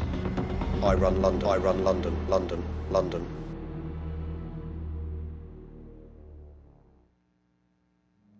The son of a bus driver, the son of an immigrant, who would go on to become the first... That's it? Okay. Anyway, that looks really... that looks interesting to me. So that's something Carol Codwaller had shared. I'll go ahead and I'll link that as well into the description of the video. Oh, here we go. Here we go. Here's our future. This guy may not actually make it to January. I just feel like he's very fragile. I'll do it. Let me just give you one quick other example. The most popular vaccine in the world is the DTP vaccine, diphtheria, tetanus, and pertussis. We banned it. We got rid of it in this country because it was causing injuries, brain injuries, severe brain injuries, or death to 1 in every 300 children. We used it in the 80s, and that's why there was all this litigation against vaccine companies that precipitated the passage of the Vaccine Act that then gave them immunity from liability. But in Europe, they don't use it. In America, they don't use it. But we give it to 161 million African children a year. So Bill Gates asked the Danish government to support that program and said it saved 30 million lives. The Danish government said, show us the data. He wasn't able to. So they went to Africa and did their own studies. And they looked at 30 years of DTP data. And what they found shocked them all. They found that girls who got the DTP were dying at 10 times the rate of unvaccinated girls. But they were dying of things that nobody had ever associated with the vaccine. They were dying of diphtheria, of anemia, malaria, bilharzia. I can't listen to him. But anyway, this is our knucklehead. I don't know. I don't know what to say. And another one of my crushes. Oh, and I'm going to come to those articles, Gal. I'm just going to run down these headlines, and then we'll come to that. Yeah, let's let the guy that killed a bunch of people, frankly. I mean, he's such a jerk. Amazing must-read, straight from the horse's mouth, how Russian oligarchs helped Musk transform one of the world's most powerful media platforms into a platform for Russian propaganda during the presidential campaign. Did Russian oligarchs really help Elon Musk acquire Twitter? Oh, this is Twitter or Titter. Wait a minute. Is that just a grok? I don't really. Okay. Court documents and reports. Court documents from the U.S. District Court for the Northern District of California, as reported by the Washington Post and other outlets, reveal that a venture capital firm named SVC, which includes, well, now I'm interested. Now you have my attention. SVC, which includes personnel linked to the sons of Russian oligarch Pyotr Avin and Vadim Moshkovich, was one of the investors in Musk's acquisition of Twitter. Both Avin and Moshkovich have been subject to Western sanctions due to their ties to Russia's political elite. That the sons were involved in the funding through SVC. This has led to discussions about the influence of Russian money. While the documents and posts indicate involvement, the specifics are not fully detailed. I'll just take a look at this. Comrade Musk was forced to reveal that 2 sanctioned Russian oligarchs helped him purchase Twitter. When was this? August of this year. No, that's fake. The guy who literally sabotaged Ukrainian army by deliberately disabling Starlink and disrupting the Ukrainian attack on the Russian Black Sea Fleet. The guy who constantly pushed Ukraine to stop its futile fight and get to the ceasefire. The guy whose policy played a major role in allowing Russian propaganda to reach more people on Twitter than before the war began. And now we're shocked that the co-owners of Twitter are 2 sanctioned Russian oligarchs who are very close to Putin. One funds Putin, the other produces drones for Moscow. Yup. That's so true. All right, here we go. Trump just said this. I suspect I won't be running again unless you say he's no good. We've got to figure something else. What? Why did he say that? I still think we need a Dana Rohrabacher deep dive. I agree with you, Carla, so wholeheartedly. Maybe, I mean, I'm not an expert on Dana Rohrabacher, but I would certainly be willing to pull together some information, and then we go from there. And I'm sure we crowdsource the expertise. Let me go back to a couple of links that Gal dropped. Let's go to The Guardian. Yeah. Let's go to The Guardian. Yeah. Go to hell. Oh, wow. Oh, Kevin Roberts, you silly Billy. You're just getting real upset, aren't you? Aren't you getting a little just like, well, Yeah, when did he say that? as the press was being let out of the House Republican conference meeting. Woo! Go see Dave Troy for the deep dive. Yes. Okay, that's what we can do. I can pull together some stuff just as a cursory start. Go to hell. How Project 2025 chief kicked the Guardian out of a book event. Kevin said, "Get away." Heritage Foundation staff member introducing Kevin Roberts to the reporter says, "You've got 2 minutes with our best friend Adam from the Guardian." We're about to, exactly. This is really the bottom line. We're about to be run by angry little white men.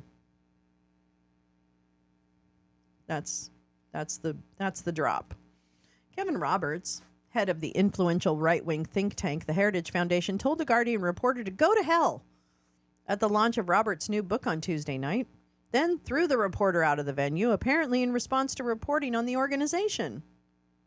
The Guardian was invited last week to Roberts' book events in New York and Washington, D.C. They were billed as an opportunity to celebrate dawn's early light, taking back Washington to save America, Roberts' new book, which features a foreword by the Vice President-elect, J.D. Vance. Roberts, the chief architect of Project 2025, the infamous right-wing plan for Donald Trump's presidency, which would crack down on immigration, dismantle LGBTQ+ and abortion rights, and diminish environmental protections, spoke briefly at the event held in the lavish Kimberly Hotel in Midtown New York City before mingling with the crowd. Approached by The Guardian, a staff member at the Heritage Foundation said Roberts would be available for a brief interview. The Guardian waited patiently before being introduced to Roberts, who was tidily dressed in a suit, tie, and cowboy boots. "You've got 2 minutes with our best friend Adam from The Guardian," the Heritage Foundation employee told Roberts. Roberts said to The Guardian, "Make it good. The first one question, otherwise you're going to pound sand, see?" It was quite loud in the venue, and The Guardian misheard the word sand. Asked for clarification, Roberts repeated the phrase.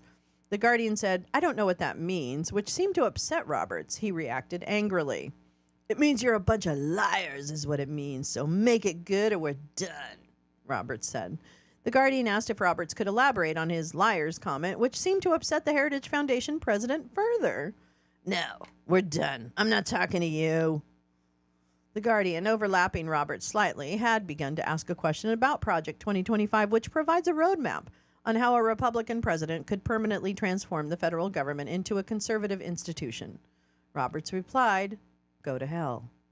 It was a surprising outburst from Roberts, seen as one of the masterminds of the conservative blueprint, which could change the shape of the U.S. government. Roberts, who said earlier this year that the U.S. was, quote, "in the process of the Second American Revolution, which will remain bloodless if the left allows it to be," is a highly influential figure on the right. Vance, who in his foreword wrote, quote, "Never before has a figure with Roberts' depth and stature within the American right tried to articulate a genuinely new future for conservatism," was not present to witness Roberts' conversation with The Guardian on Tuesday night. After the initial encounter, The Guardian returned to Roberts and asked if he would like to add to his earlier comments. A staff member objected and asked The Guardian to please move back. The Guardian acquiesced and used the opportunity to go to the bathroom, but was intercepted on the way by 2 burly members of security. This is a great story. The security members said The Guardian had to leave. No explanation was offered, and confiscated a name tag that had been handed out earlier in the evening. This reporter was then escorted down to street level by a member of security who then returned to the event.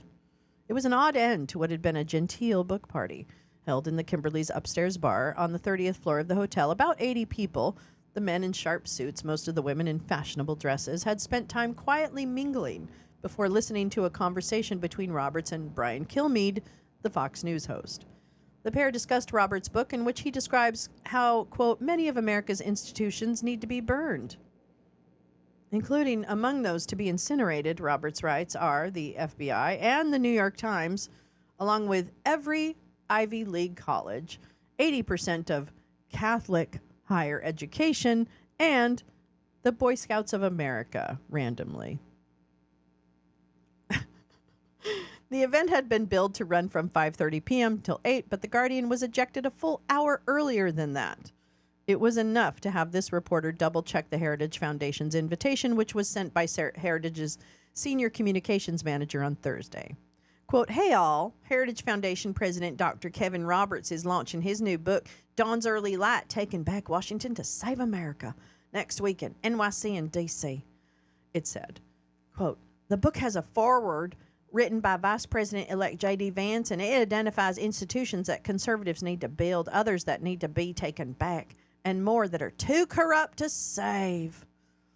The invitation ended, we'd love to see you attend either or both launch parties. That was it. Oh, that was it. All right, there's another one. Thank you, gal. You're the best in the world. We're gonna go to Forbes. Forbes. Oh, Jackie's quoted in this. Whoop, whoop. Jackie Singh. Love you, girl. I love you, girl. I love one of 3 articles. Oh, don't. Oh, my God. Oh, my God. Okay, this is Forbes magazine. But, you know, here we are. Okay, let's see what this is. I have it on good authority. Very stupid man Kevin Roberts does not like the institutions that he may worship Satan.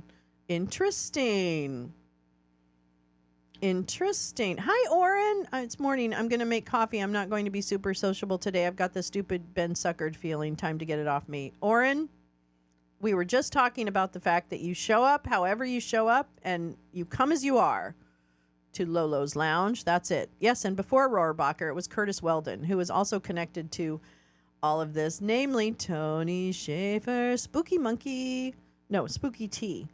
That's what it is. But he used monkey GIFs to insult people. It's so weird. He's so weird. Curtis Weldon. Yeah, Tony Schaefer is a little dick. He's just a little sensitive prick. And a dangerous one, but sensitive. Overwhelmingly more sensitive than you might imagine. Okay, let me make this very big. There. Oops. Okay. Nah. That's a little buzzy.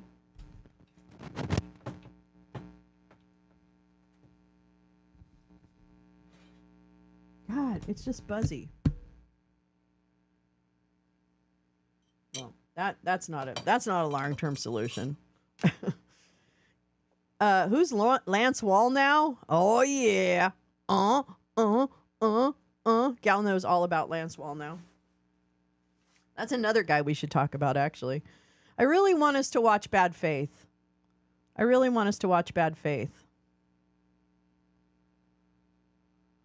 you guys want to watch Bad Faith on Discord tonight? I would be willing to show Bad Faith on Discord tonight if you guys are up for it. I really like that movie, and I really want to watch it again, but I don't want to watch it alone. I'm going to do that. I'm going to put Bad Faith on tonight at about 6 o'clock Pacific. Yeah. That's what I'm going to do.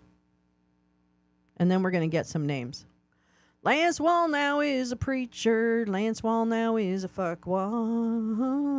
That's right, Carrie. Love you. That's right, Oren. We're all sending a big hug to you. You got a lounge hug. You got a lounge hug. All right, we're going to read this article.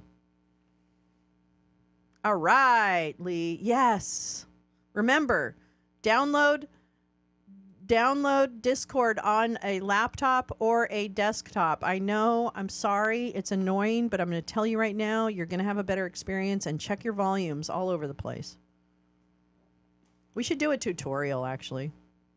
I don't know how, but we should do a tutorial. I think. All right, I feel like, am I touching something? Am I touching metal or something? What the fuck's happening? Oh, okay. Blind Faith. Yeah, after watching Bad Faith. Okay, we're going to read this. This is from Forbes magazine from yesterday. Is today the 13th? I don't even know what day it is. You know, it doesn't really matter. Is today the 13th? Okay, you know what? I don't need your nonsense. Oh, you know what? Here's a funny. Can someone tell Jeff Charlotte to unblock me on X, please? Because he has me blocked on X from a long time. I don't know why. But can someone tell him to unblock me if that would be, if he would be so kind? I know I'm insignificant. I get it. But I would like to see his tweets. And I know he's on Blue Sky. Thank you for sending that to me. Discord is an app, and there is a desktop app. There's a you can do it on your laptop. I think you can do it from a browser too. I'm not sure. I think you can. But oh yay, Cordy D! I love you. Good to see you, girl. Asking because YouTube chucked a Perry Stone video at you. Perry Stone? Who's Perry Stone? Oh, Discord worked well in your iPad? Fantastically. Good report. We're going to get there. Right now, Discord's our best bet for sharing movies because we don't get struck or anything. It's more private, I guess. I don't know. Okay, we're going to read this. I'm sorry. I'm delaying. Okay, this is from Forbes magazine, November 12th. Period apps and other femtech tools are meant to empower users by providing valuable data and insights for managing reproductive and sexual health. In a post-Roe world with Project 2025 looming, it can be catastrophic if this intimate data falls into the wrong hands, even in states where abortion is legal. I can't see tweets from people who blocked me, but oh, thank you, Gal. Carla, Gal dropped some threads for you. No, NB and fitness trackers. Yes, exactly. All the trackers. All the trackers. All the calendar apps. All the trackers. Okay, so this is part 1 of a series on privacy and femtech. See part 2, how to track your reproductive health data while protecting your privacy for practical privacy tips. Boop, boop. Travel bans and pregnancy criminalization are the new reality. Ooh, nice. The Lincoln Project ad State Line paints a chilling dystopic picture in which a father and daughter are arrested for attempting to cross state lines for an abortion. The officer knows the daughter's name. He knows she's 8 weeks pregnant. He knows she's been spotting, and he knows she's not headed to visit her sister as she claims, but to a women's health clinic in one of those abortion states. He arrests the father for crossing state lines to obtain an abortion for a minor under his care, and the daughter for evading motherhood. This is not hyperbolic. Roe's protections are in the rear view. The wheels are in motion to implement Project 2025's pro-life, pro-family agenda under Trump 2.0. Pregnancy-related criminal prosecutions are peaking post-Dobbs, according to nonprofit Pregnancy Justice U.S. So is reproductive surveillance. To illustrate, police are using drug-sniffing dogs to detect abortion pills in Jackson, Mississippi, according to The Intercept. In Texas, AG Ken Paxton and a jilted boyfriend are each suing for access to out-of-state medical records of women suspected of traveling for abortions, as reported by the Associated Press and CNN, respectively. The Idaho, Missouri, and Kansas are jointly suing the Food and Drug Administration to prevent the remote provision of abortion drugs and to outlaw it for teens, arguing it harms their states by reducing teen pregnancy rates, according to the LA Times. The joint suit will be moot if Trump heeds Project 2025's recommendations to curtail mail-in abortions, in quotes, while working to reverse FDA approval of the abortion pill. Project 2025 also has the morning after and week after pills in its sights. Project 2025 aims to end data collection on gender identity by the Center for Disease Control while turbocharging abortion surveillance. It urges the incoming president to compel states to submit detailed abortion data to the CDC. Currently, participation is voluntary. California, Maryland, and New Hampshire do not participate. It proposes withholding Health and Human Services funds to enforce compliance. It's about control and power and keeping women in their place. Often, abortion restrictions and anti-LGBTQIA policies coincide, as a recent Mother Jones analysis shows. According to Gen Democracy, the nonprofit behind Stop the Coup 2025 initiative, it's not about sex differences or biology, but their need to keep the lines and gender boxes drawn hard and sharp, like the battlefront they represent. Policing the most intimate aspects of people's lives takes data and surveillance, hence the post-Roe calls to delete your period apps. Femtech aims to empower users by helping them gain insights into their reproductive and sexual health, but using them can turn intimate and potentially incriminating data into a ready-made dossier for law enforcement, a bounty hunter, a jilted ex, or an insurance company to weaponize against you. Let's see. Sadly, I hope that's like a call out. Sadly, many of these apps are riddled with third-party trackers that share user data across murky ecosystems for targeted advertising, analytics, and algorithmic improvement. Installing a Femtech app on your phone can turn it into a digital ankle bracelet, making data valence trivial.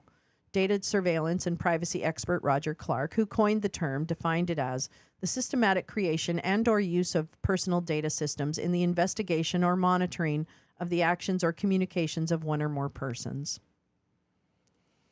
Femtech users take their privacy seriously, but they also value the ability to track and gain insights from their detailed reproductive and sexual health data, even in extreme conditions. To illustrate, a recent study by Femtech unicorn Flow Health was able to analyze data extracted from over 87,315 active Flow Health users in Ukraine who consistently track their symptoms before and immediately after Russia's February 22 full-scale invasion. Flow used the data for a study on pain perception under acute stress. A 2022 Wired analysis found the mass post-row deletion of Femtech apps was swiftly followed by a wave of new downloads.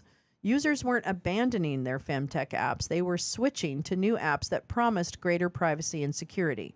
Yet the analysis showed that many apps fell short of their privacy promises. That same year, Mozilla slapped a privacy not included label on 18 of 25 period and pregnancy tracking apps it had reviewed. Only a handful were privacy first.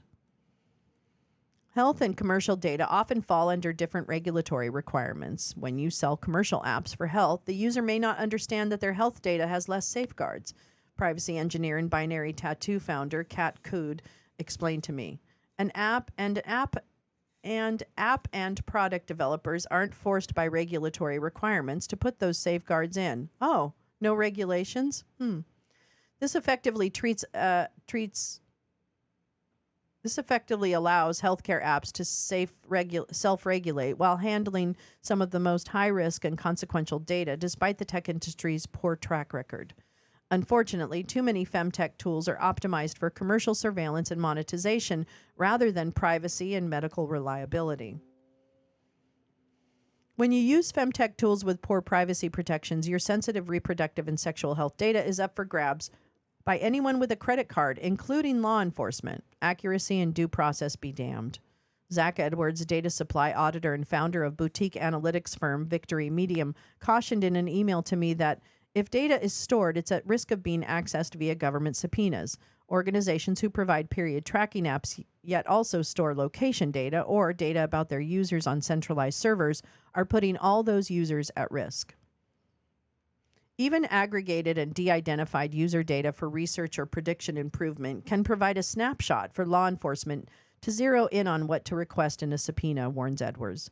It's important to minimize what's collected and how long it's retained. Without detailed assurances regarding how providers manage re-identification risk, users should assume that they can be identified in the data. While app providers make grand claims, too often they wait until they're caught by investigative journalists or regulators to truly invest in privacy. In 2023, the Federal Trade Commission found the makers of ovulation tracker app Premom had violated the health breach notification rule by sharing users' health data with advertisers via integrated software development kits. It seems the FTC's 2021 settlement with Flow Health on similar grounds, which Flow denies, did not incentivize Premom's makers to put privacy first. Flow Health has since become the top Femtech app to be dual certified under ISO for information security and personal information management. It also created the award-winning anonymous mode that lets users use the app without associating their data with device identifiers, names, or contact details. Edwards has praised this move. Jeff Jockus, CX Chief something officer, I don't know what the fuck that means, and privacy researcher at Obscure IQ, has intimate knowledge of the data broker world. His firm specializes in performing digital footprint wipes for clients seeking to reclaim their online privacy. How do you do that? Stop it. That's stupid. That's a scam. He told me by phone that users should assume that any app they are logged into is tracking them.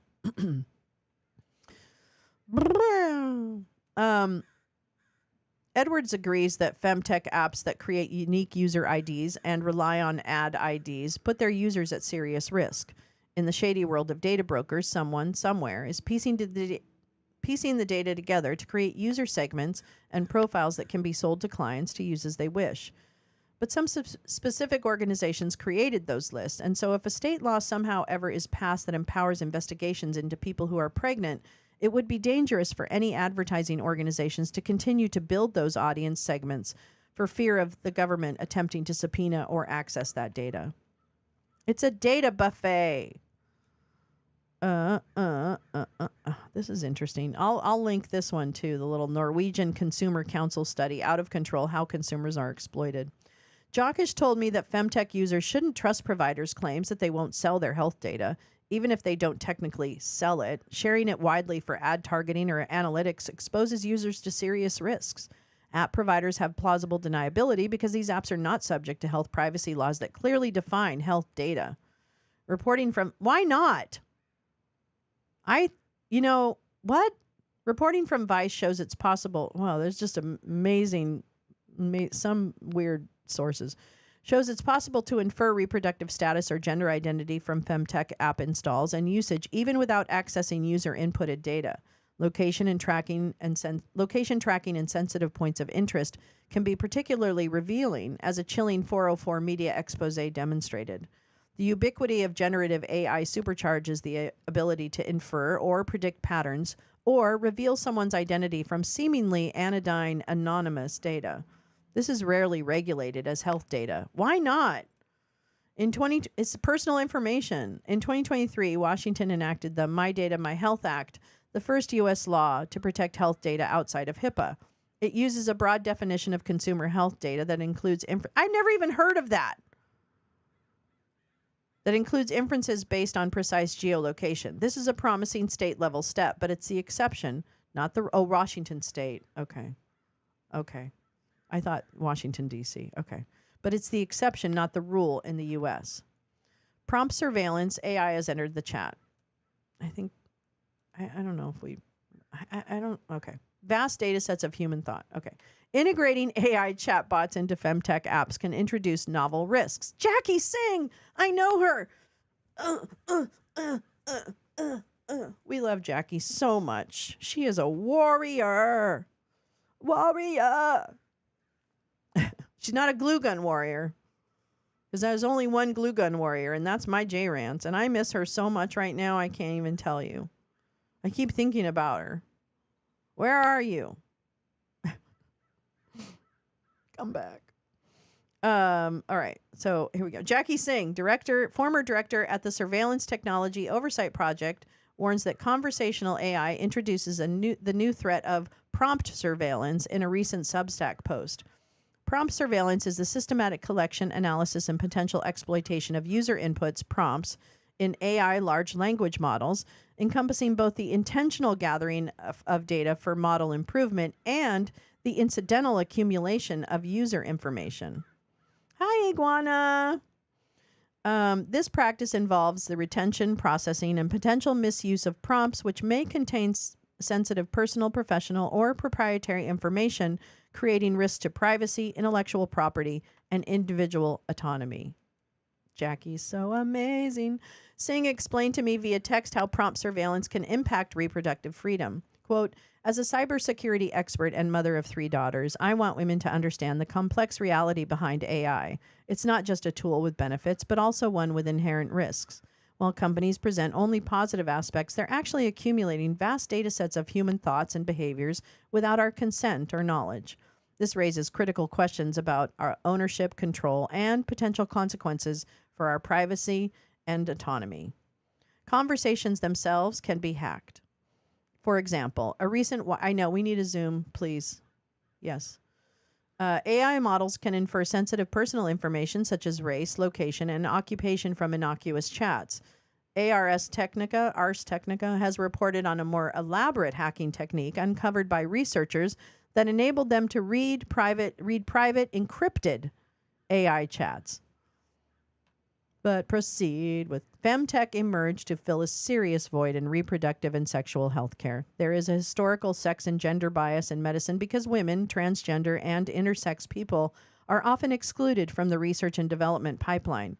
As abortion-restrictive states become OBGYN deserts, the need for reliable health resources, data, and insights will only increase. But if femtech providers can't protect users' privacy, they put their bodily autonomy in jeopardy. Corporate-driven datafication in femtech exploits an unacceptable data gap while purporting to give users greater control over their health. Their users become bodily objects to mine for profit, not patients whose health, well-being, and privacy are paramount. You shouldn't have to choose between your health care and your privacy. Thankfully, there are privacy-first and privacy-enhanced period apps available. There are also measures you can take to better protect your privacy. In Part 2, we explain how you can track your intimate data while reducing the risks of being tracked. And I'll link that follow-up piece as well in the description. Oh, that was really good. That was really good. Oh, well, we gotta see this. We got stuff. We got stuff. It's multiplying. Gal, you're a machine. What's this? What's this? What's this? Is that all for Carla, or was that something else? Let me see what it was. Let me see what it is. Let me see what it is. What? What's this? What's this? This is something you posted in 2022 from a 2018. Oh, this is Curtis Weldon. Okay. All right. Okay. Well, I'm not going away from that. I mean, we don't need to read it here, but I do want to read that. Let's look at Empty Wheel. I'm a little mad at Empty Wheel. I'm not going to lie. Because she was like, what was she saying? I can't remember. All right. I guess I'm not mad at her anymore. Now, this is January 6th deconfliction. This is part of a much bigger conspiracy. In a Detroit Free Press, let me just try and make it. In a Detroit Free Press article on the forged electoral certificate presented from Michigan, the state's awesome Attorney General Jana Nessel explained why, after investigating for almost a year, she is now referring the matter to Grand Rapids U.S. Attorney's Office. This is from 2022. Nessel told Maddow that her office has been evaluating charges for more than a year. Is this about... I might have missed what this is. Hold on. Let me just go through. All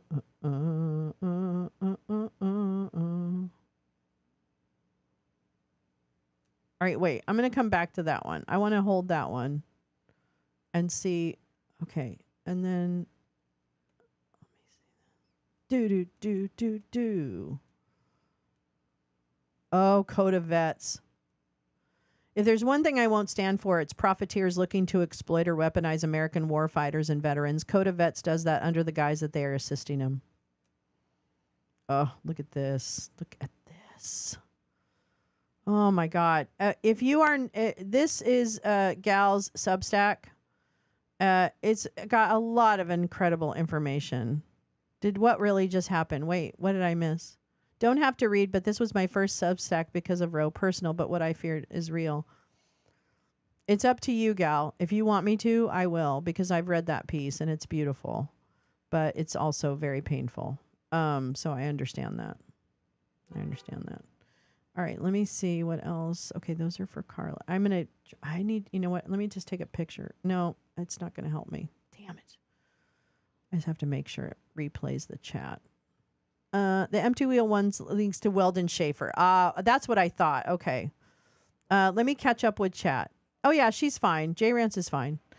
Let's see. There's his evil. Yeah, you're absolutely right, Badger.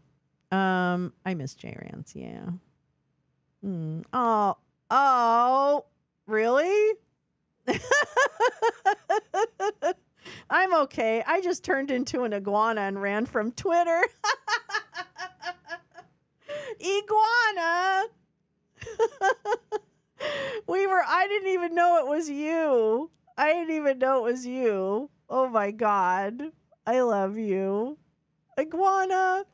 You're the goofiest. More and more people are saying J. Rance is okay. Well, she's actually right here. Oh, my YouTube feed is all like fall.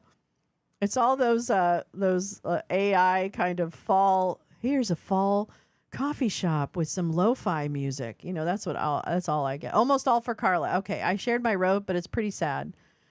If you want to be sad, you could read it. Oh, I have, but I don't know. I don't want to put you on the spot. Oh my God, iguana. That's so funny. Oh, what's this? What's this? Oh no, I know what that is. Forget it. Go away. I'll send you links in Signal. Oh, thank you. And don't even, yeah. And also, you're too kind, gal. You don't need to. I'll find them. But absolutely. Well, I actually would like to read it as we end this morning, because it's important, and it's to me, it's kind of related to what we're talking about, and why this is so important. So I will understand if this. Okay. So this is, as we just said, this is our beautiful friend, Gal Suburban, aka Mindfuck and Mindful. I know, healthcare apps. Well, couldn't they? I would have definitely preferred that we had some kind of database where your medical records could follow you a little more easily. But nothing is forever. Okay, so here we go. Let's read this. Now, this is I'm going to say there's some content warning. This is about a very personal loss that Gal and her family experienced.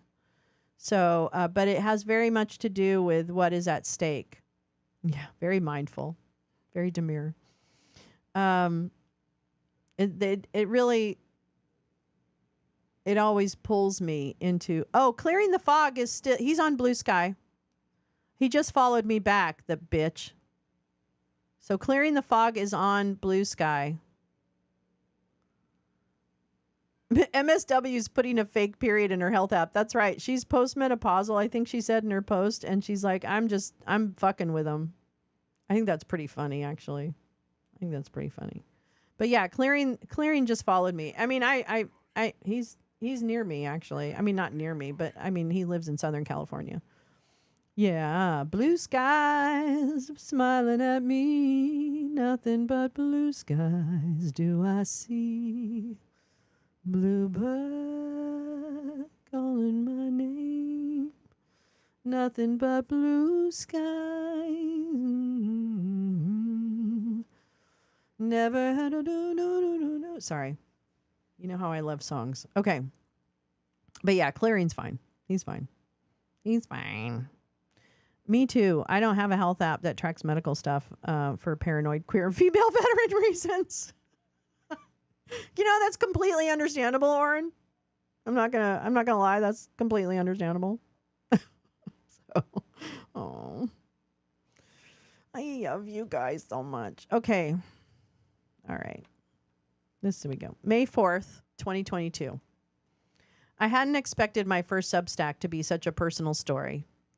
But here we are in 2022 looking at the potentially catastrophic decision by the Supreme Court to overturn Roe v. Wade. I had just moved with my husband to our first military duty station, away from my home state, my family, friends, and doctors. I was 34 weeks pregnant with my first child. We had just painted the nursery and unpacked the room, preparing for her arrival. I noticed she had stopped moving. The frequent kicks and tumbles I was always startled by, but thoroughly enjoyed, had stopped. The triage nurse brought in the ultrasound. The nurse looked scared. She tried to find the baby's heartbeat for what seemed like forever. Finally, I looked at her and said, "Just go get the doctor, honey. It's okay." I felt bad for her. I was induced for labor to deliver my first child that afternoon. 2.5 days later, it was time to push. Adrenaline brought on by shock and devastating emotional pain is a powerful thing. My daughter was born at 2:32 p.m. She was 4 pounds, 7 ounces. She never opened her eyes. My daughter was stillborn. A knot in the umbilical cord had tightened, cutting off her oxygen and blood flow. They classified it as a true knot, which is an extremely rare occurrence to have result in fetal demise. The tragedy I experienced was, and still is, unbearable. However, without the protections of Roe and the privacy it granted me, it potentially could have been worse. There is far more to consider outside of the typical arguments that people without direct experience simply do not understand, or they just don't care to. Now, I want you to imagine my story above without the protections of Roe v. Wade. Instead of being able to hold my little girl before being put in a wheelchair to roll her down to the hospital morgue, what could have happened to me? Could I have been interrogated, investigated for her death? Teodora Vasquez, a woman who in 2008 was sentenced to 30 years in prison after she had a stillbirth at 9 months pregnant. El Salvador has enforced a total ban on abortion since 1998, and dozens of people had been convicted and imprisoned after having miscarriages, stillbirths, and other obstetric emergencies in the Central American country. I'm not suggesting America is like El Salvador, but I am suggesting that those who have fought to overturn the landmark decision a century ago might just be zealots who fantasize the concept of such things. Last time, I want you to imagine my story without the protections of Roe v. Wade, but this time imagine I'm not married and I'm not white. Minority women most affected if abortion is banned or limited. A mother's guilt and grief in moments of unbearable tragedy interrupted by unwarranted accusations and interrogations. That doesn't sound like freedom to me. America, do better. Women deserve better than this. Gal, I love you so much. I love you so much. People need to know there's so much to, well, you know, there's a lot to everybody in this world, but, you know, I feel very fortunate to have met Gal a number of years ago and to have become her sister. So I'm really grateful for her and her humanity in the face of an unbearable pain. So thank you for sharing your story, Gal. I really appreciate that. I appreciate you very much for that. I'll make sure to share that in the description. Teresa, are you saying that Rick Scott, what senator just lost his bid for the majority leader? Which one? Crying emoji became Ukraine flag. I'm having a bad day. Oh, babes. Oh, babes. I love you too. I love you too. Yeah. I echo Lolo and her gratefulness for meeting you and learning from you. Yeah, we've all been together for quite a number of years, really. So it's kind of amazing. Did McConnell pull a fast one? Yeah, what happened? Oh, wait, I'll look it up. Hold on. Let's go back to our little campfire for a second. And let me look up. I'm Mitch McConnell, and I'm here to say, hey, I don't like you. And I'm still alive.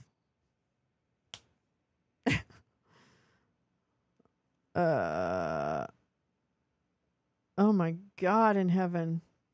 I think Joe's really lost it. No, I'm just kidding. I think Joe's lost it. Biden to Trump. Welcome back. Weirdos. Okay, wait, what? FBI arrests alleged leaker of U.S. intelligence documents related to Israel's attack to... Oh, really? Wait, what am I looking for? Now I can't remember. I love you guys so much. Melania Trump unlikely to move to the White House full-time as first. This time is different. I'm going back to somewhere. I'm going back to Baron's daddy. Some very tall Slovenian basketball player. That's what I think. I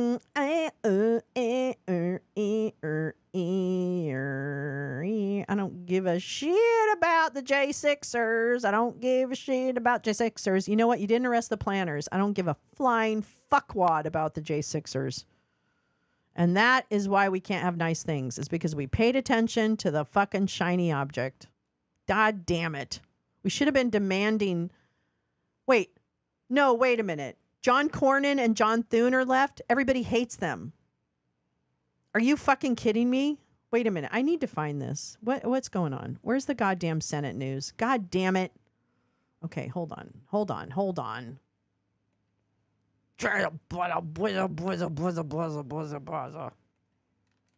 YouTubios. I like my YouTubes like I like my men. don't know. I don't know what that means. I don't know what that means. I don't know what that means. I'm trying to find something. Bling, bling, bling, bling. Well, we can... I don't want to watch it. I just don't want to watch it. I don't want to watch Trump meet with Biden. I don't want him to touch him.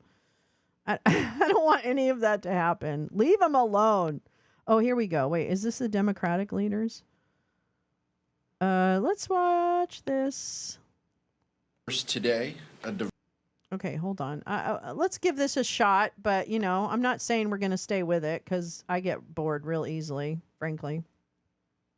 But let's see what this says. This is the Democrat leaders hold news briefings. Diverse and passionate group of leaders who will be an integral part of our efforts over the next 2 years. Ooh, yeah. House Democrats are ready to work with the incoming administration and will extend a hand of bipartisanship whenever possible to make life better for everyday Americans.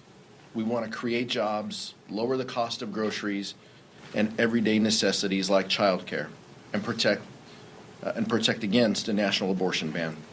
And we'll be ready to push against efforts to throw millions of Americans off their health care or to eliminate retirement benefits that they've spent a lifetime earning. Recalibrating and re-energizing our party in the coming weeks is the most important thing we can do as elected leaders, because that's how we best serve the people that we fight for.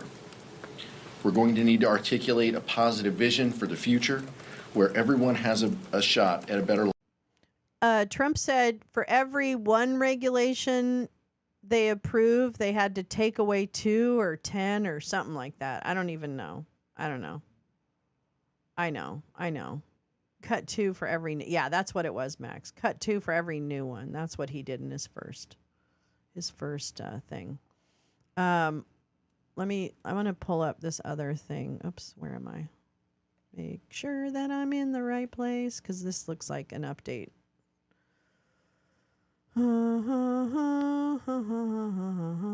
John Thune. Oh my God. Okay.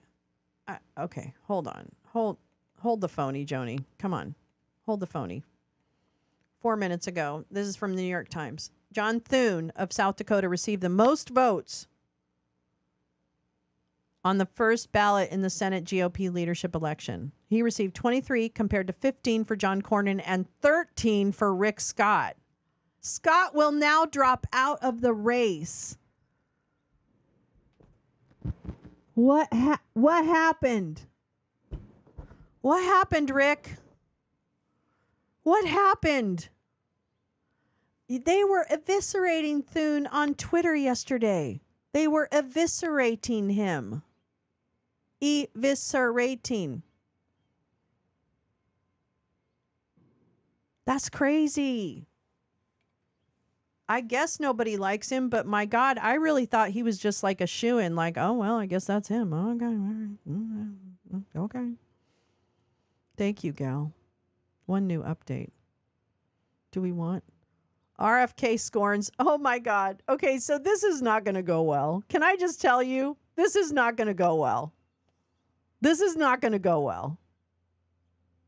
Why? Why Rick Scott? Why no one likes him? He can't get under... I know. Runoff between Thune and Cornyn. Cornyn? Well, I'm going to be honest with you. If we have to choose one, I guess I'd probably fucking take... I would take John Thune, I guess. I don't fucking know. Oh, wait, what's this? Oomph is dropping a link. Yeah. Executive Order 13771, reducing regulation and controlling regulatory costs. You're right. By the authority vested in me as President by the Constitution. This is the policy of the executive branch to be prudent and financially responsible, both public-private sources, in addition to the management, through the budgeting process, blah, blah, blah.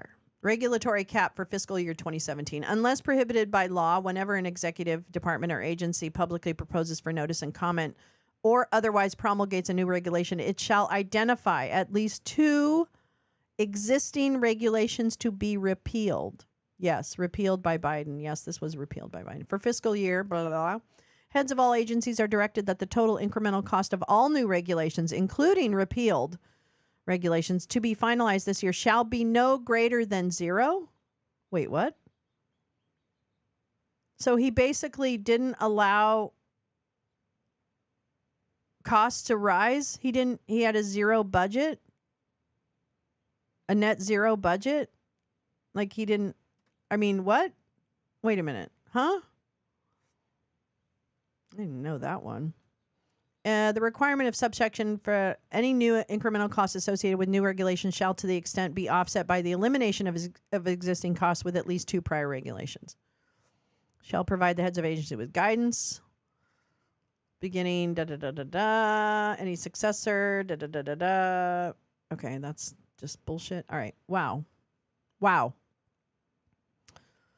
Oops, he did it again. These guys are going to fight. They're going to fight like dogs. I'm going to tell you right now, I'm calling it. RFK is going to be shit canned before inauguration. I'm going to call it now. So, I don't know what you guys think, but I think RFK is shit canned before inauguration. I'm naming it. I'm calling it.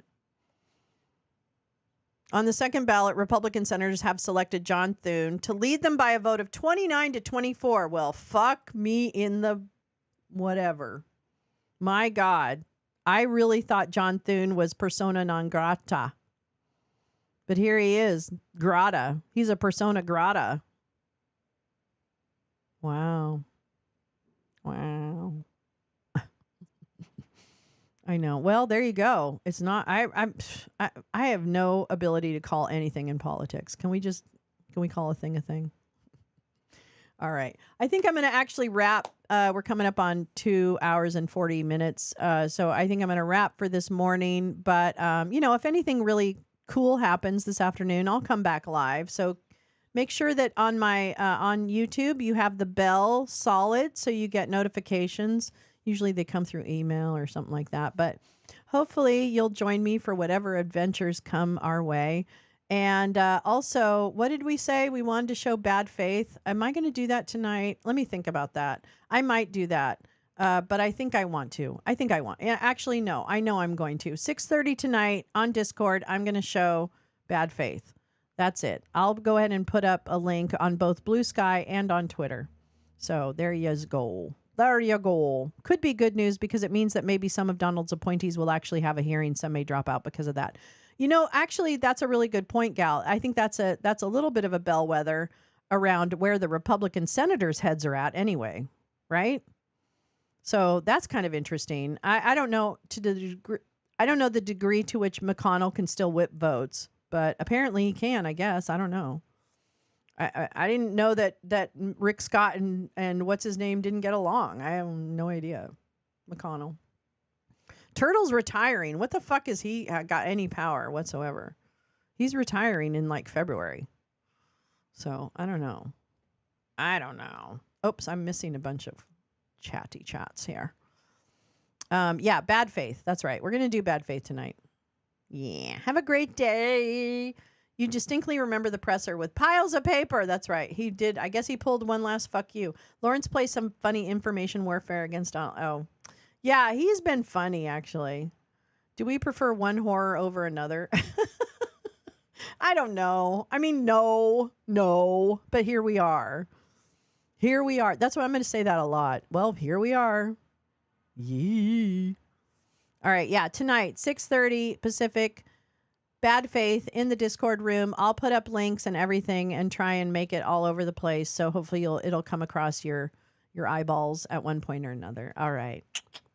Love you guys. Have a great day. Have a great Wednesday. I hope it's a good day for everyone. And, here we go. Hey, you know what? Rick Scott's having a bad day. How about that?